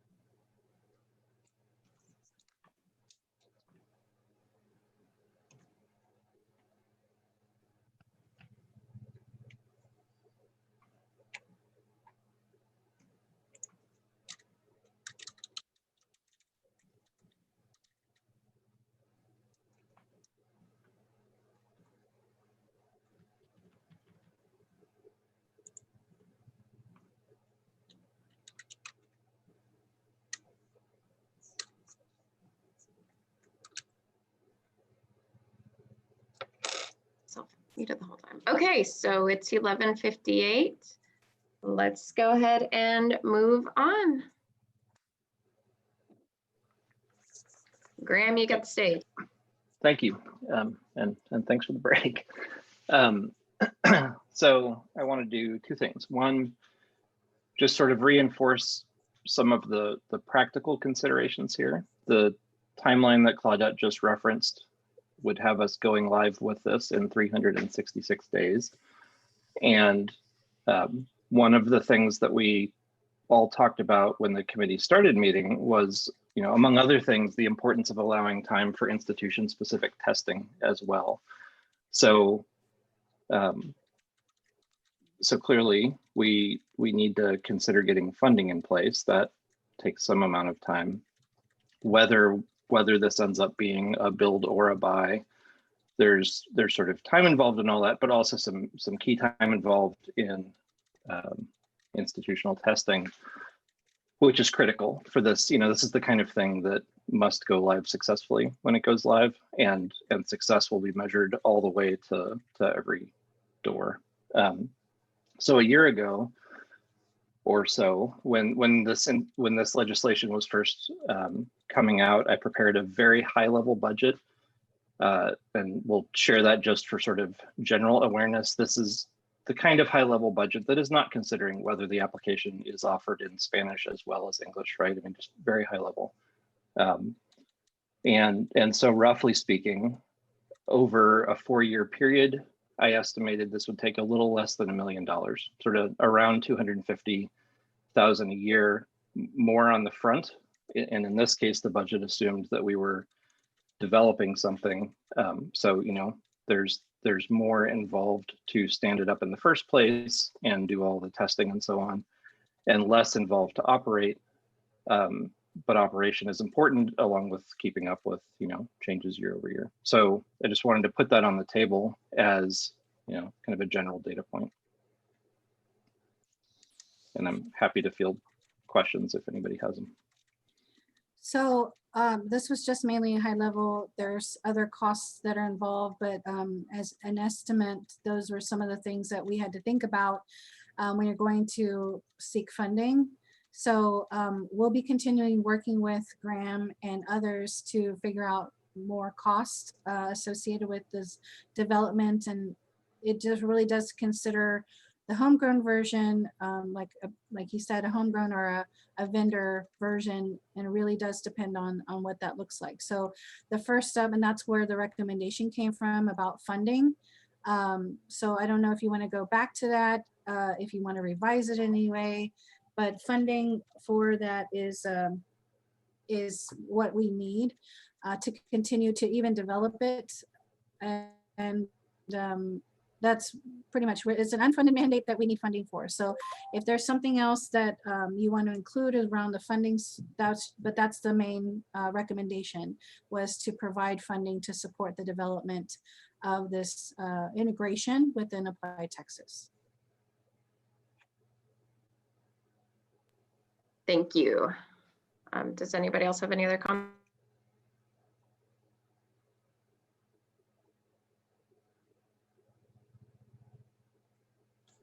Okay, with that, I'm going to just share my screen real quick and go over what we've done. And after that, we'll see if we have a motion to approve. Okay, so I'm going to share. Oh, let me get back over there.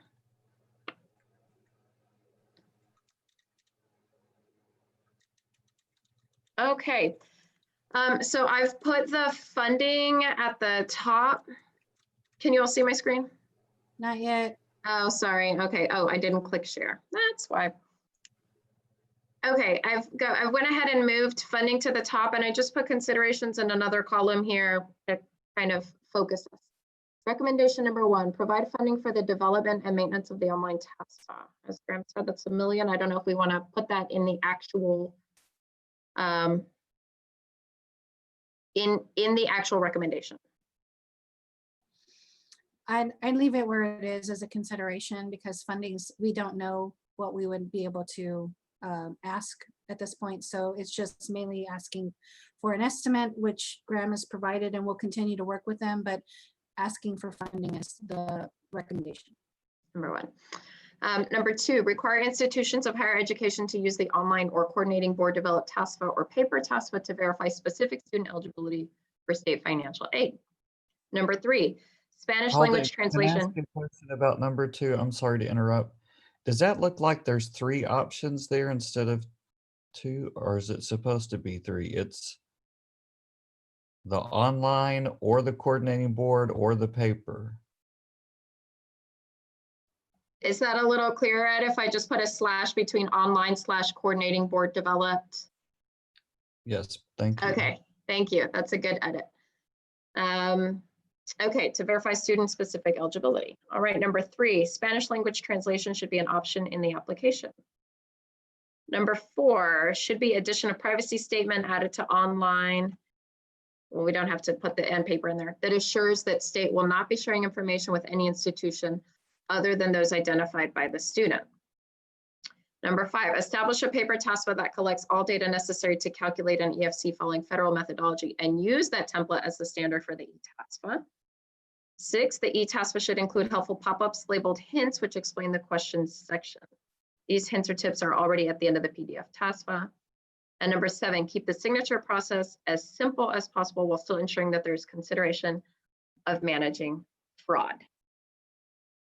Hello, Paloma. Can you hear me? Yes. Sorry. Can we, on the pop-ups, and this just may just me, but I would suggest taking out the labeled hints. I don't know that we want to specifically say what the label should be at this point in time, but there should be pop-ups.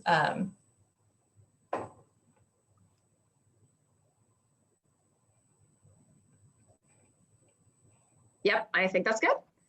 Okay, so these are the recommendations that we've come up with. And on number four, excuse me, I'm sorry, on number no, go four, ahead. can we take the should off the front of that? Because it was almost like that was a question. I think we need to put an additional statement of privacy or something like that. And I wanted to add to that, so the legal interpretation for that, I just wanted to share was, so I had asked to get some clarification about that one section of the statute, and it says the board is allowed to transmit the information confidentially to institutions with the permission of the students. So just to clarify that that was something that was addressed and discussed in a legal standpoint. So it's in the words, yeah, of the document. Right.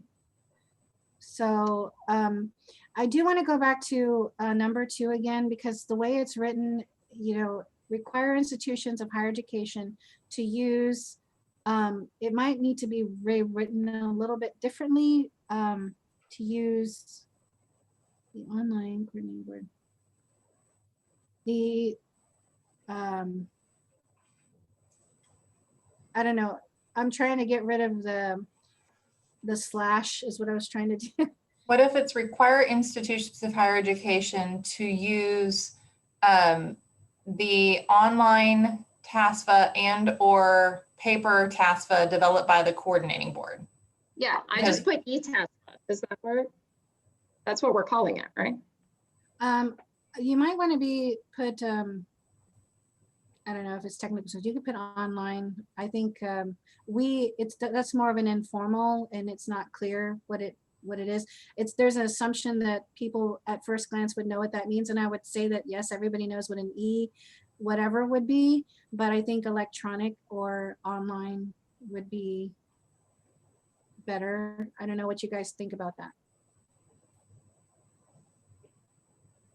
I agree. So do I. I actually like the word online instead of electronic, only because I think it's more universal right now, especially. And it includes that you can submit it directly versus electronic. Is that an email? I don't know. I think online is perfect too. I would just add after paper TASFA, the statement developed by the Texas Higher Education Coordinating Board, basically to indicate that the online and the paper, it should be the versions developed by the coordinating board. That's good detail. Does anybody need me to scroll down to see the other ones?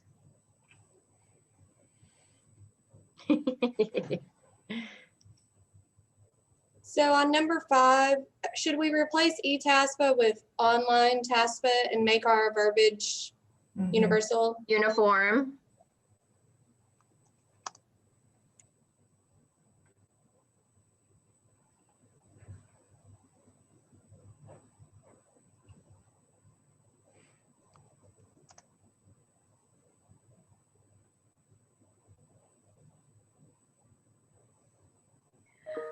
This is Lauren at Navarro High School. I was just thinking we probably should change it as well in the considerations. I just see an eTASFA for number 4. I don't know if it's, I couldn't tell if it was anywhere else, but. Yeah, and I will clean up the considerations, but I think if we can just nail down the recommendations right now, yeah, it is a good point that will, I mean, that's very messy over there right now. Y'all can see.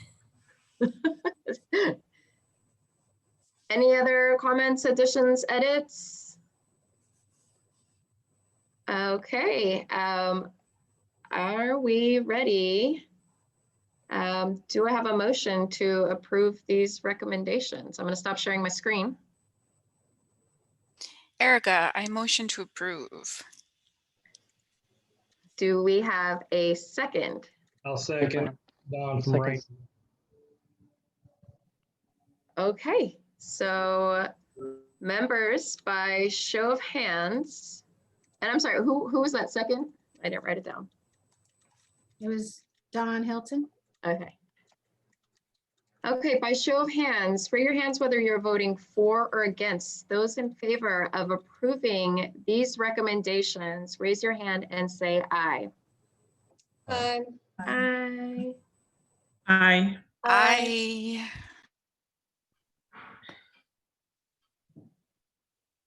Aye. Those opposed say no. Okay, I think the motion passes. Hey, I think we can move on to agenda item number 7. That's an update on HP3. Before you move on, I'm sorry. So thank you for that. We will be taking these to the board for approval. They will be a bulleted list, but a formal report will go to the legislature. So the recommendations that you provided will be going on to the board for approval. That's the next step. The meeting should be October 22nd, if I can squeeze it in, but that's what the next step will be. Although this committee is scheduled to meet until 2023, it could convene earlier than that or disband earlier than that.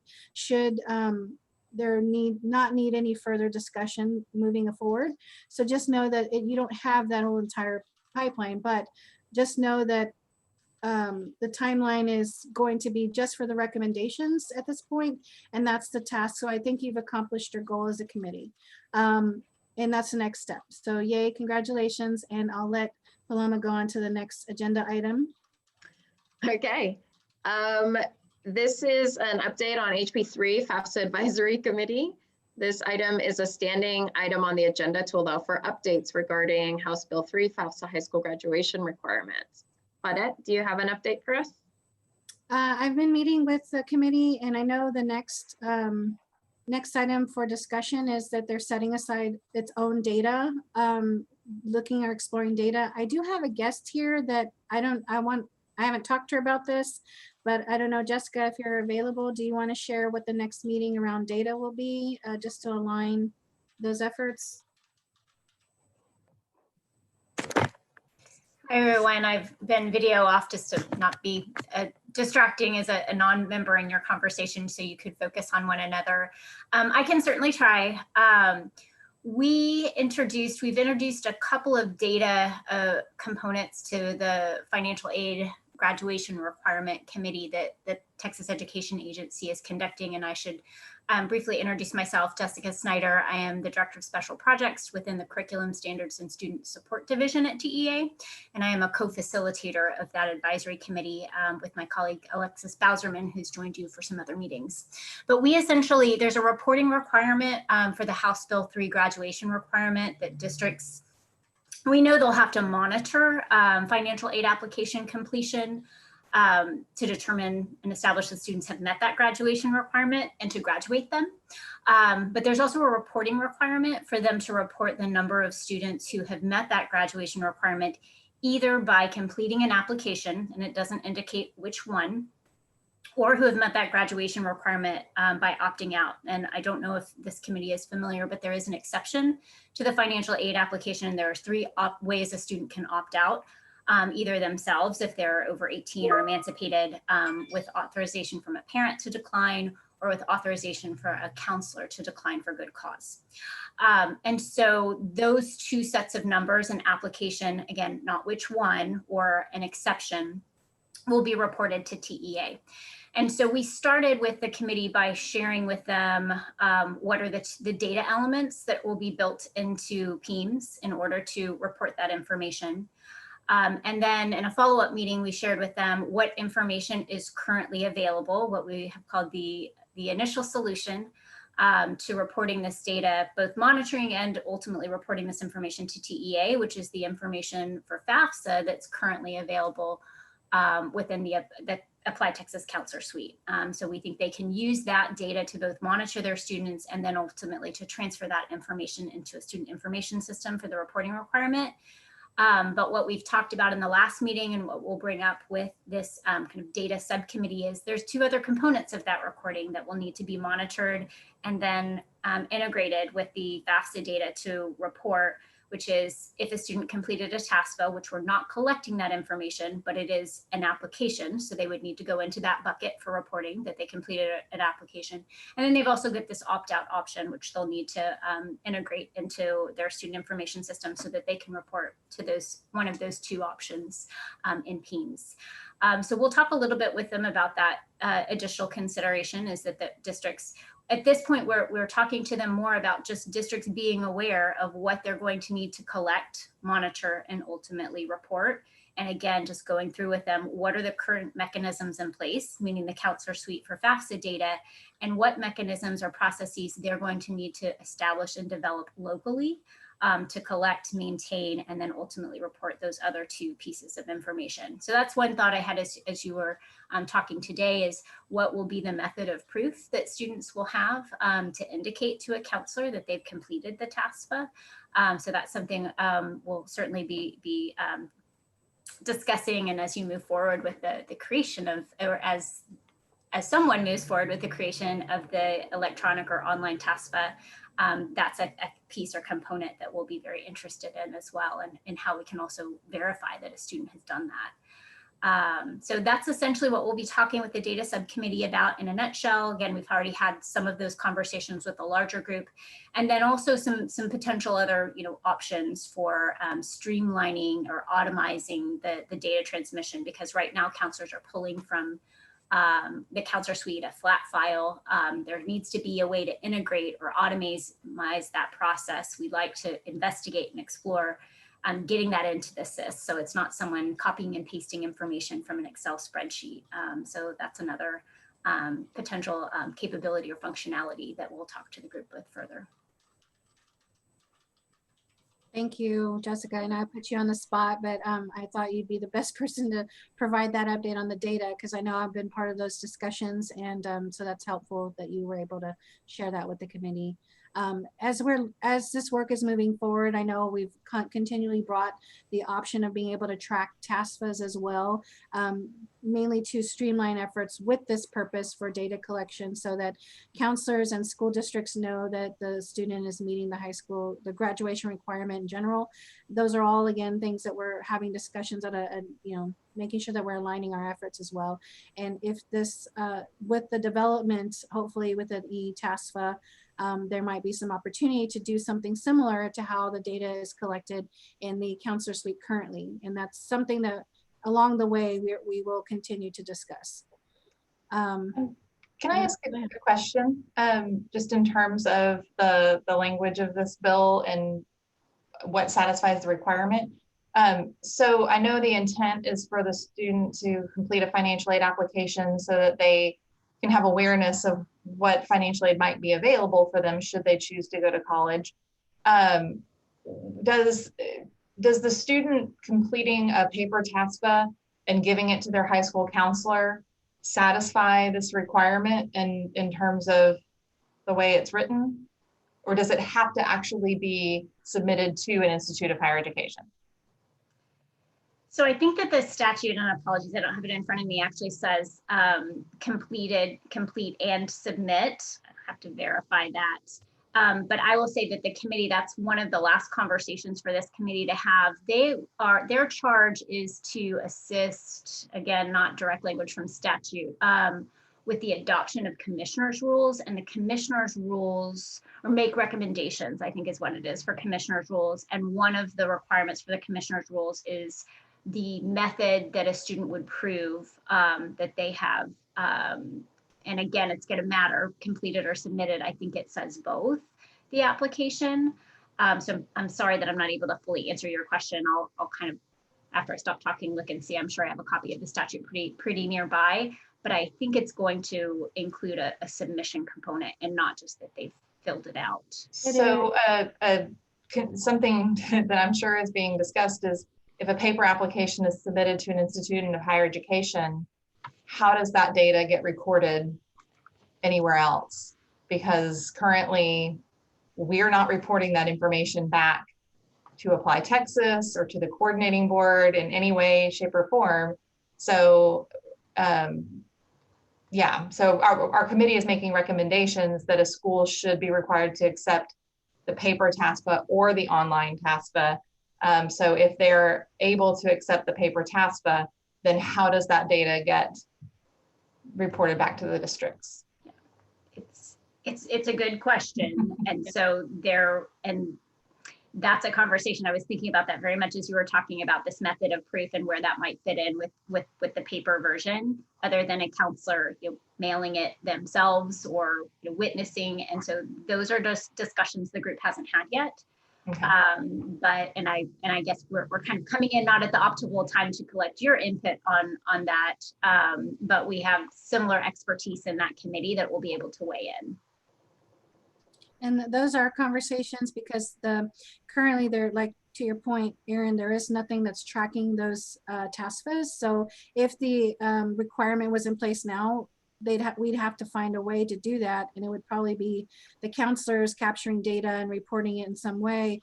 So that's what the discussions are going to be in these committees, and so that's the next step. So now we know that the paper and recommendation would be the paper and the electronic version will be captured, and what that might look like in reporting for the requirement needs to be discussed a little in greater detail. So that's pretty much where we are, but knowing that this might take longer than expected to create, we'd probably have to talk about what are the alternatives in the paper version continuing and how to track that. So those are some things that have to be discussed along the lines of this development. I did pull up the statute. It's completed and submitted. It is completed and submitted. There was a little piece about, when I was thinking about your question, Erin, we're talking about what does submitted mean? Does it mean every single documentation along with it? And from our understanding, and Jessica, I don't know if you know, but I know in conversations with Alexis, it says completed and submitted. So that's it. If the student has done those things, there's no follow-up to say that they've included every other document. It's just that it's been submitted. It doesn't have to mean that verification and all of those steps have been completed, because we can't ensure that a student would be able to complete all those in time for graduation. And we certainly wouldn't want that to prevent a student from doing so. And so that's very much a part of our messaging, and some of the toolkits we're developing is that counselors, while they've met the graduation requirement, there's still very much encouraged to ensure that financial aid package, all of the steps to secure that financial aid package have also been completed, but that is not a component of the graduation requirement. Right. Oh, this is Erica. I'm so glad that's being taken into account, because I can say there is one institution that I know of that has their internal procedures as not even touching TASFAs until the summer. They don't look at them. They don't select for they don't even begin. So by the time the student starts the verification process, counselors are long and gone, and they feel very much alone when it comes to working with that particular campus. So I'm glad, because it would significantly impact, I know, some schools, some high schools that have to end up dealing with some higher eds that have very different procedures in place when it comes to how they deal with their TASFA kiddos.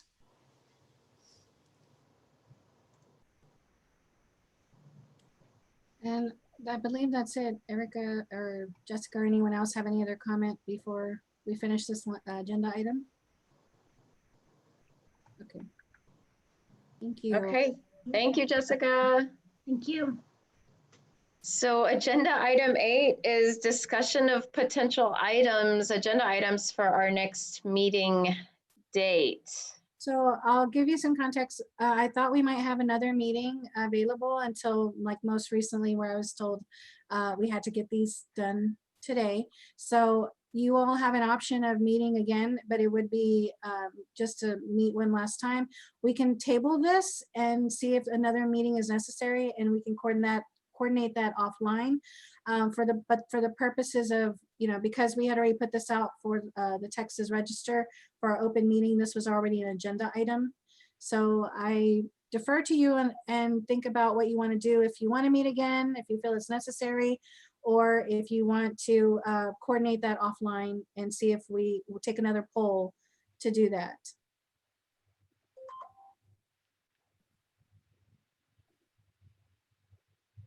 This is it. Yeah, she beat me to it. Yes, I agree. Table it, and we can just poll later.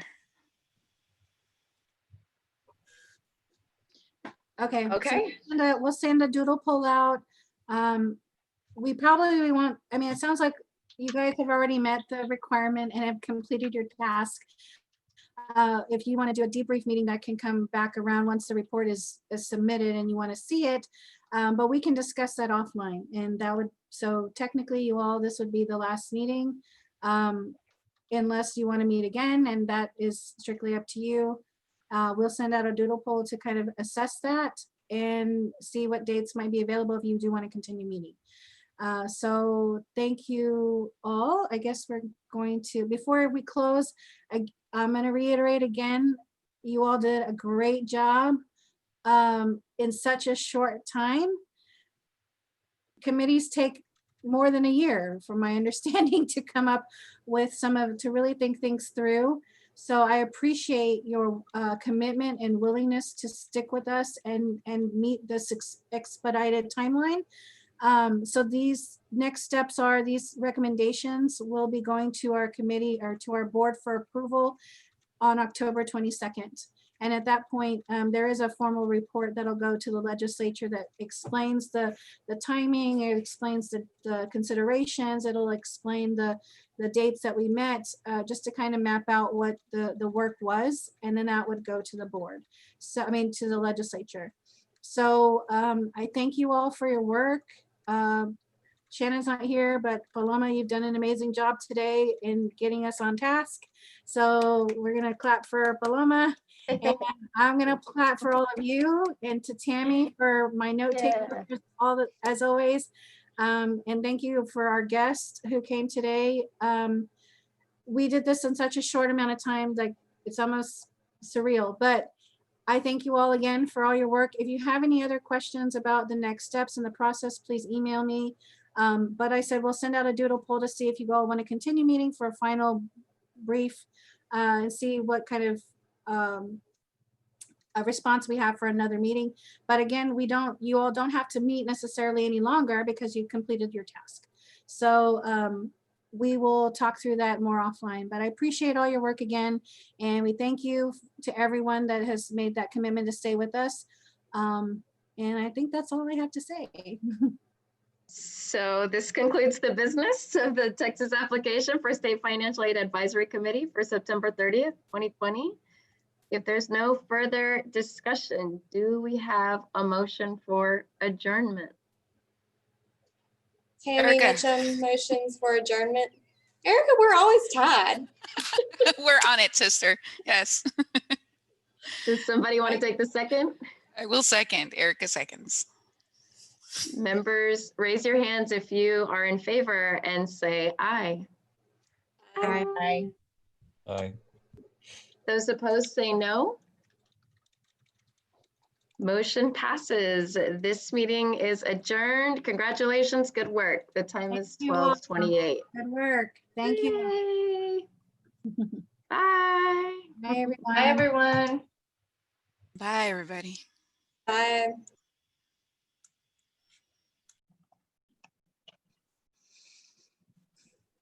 Whew, still recording. Okay. She'll be able to cut it out, yeah.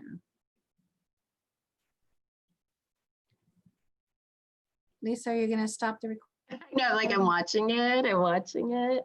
It's still there.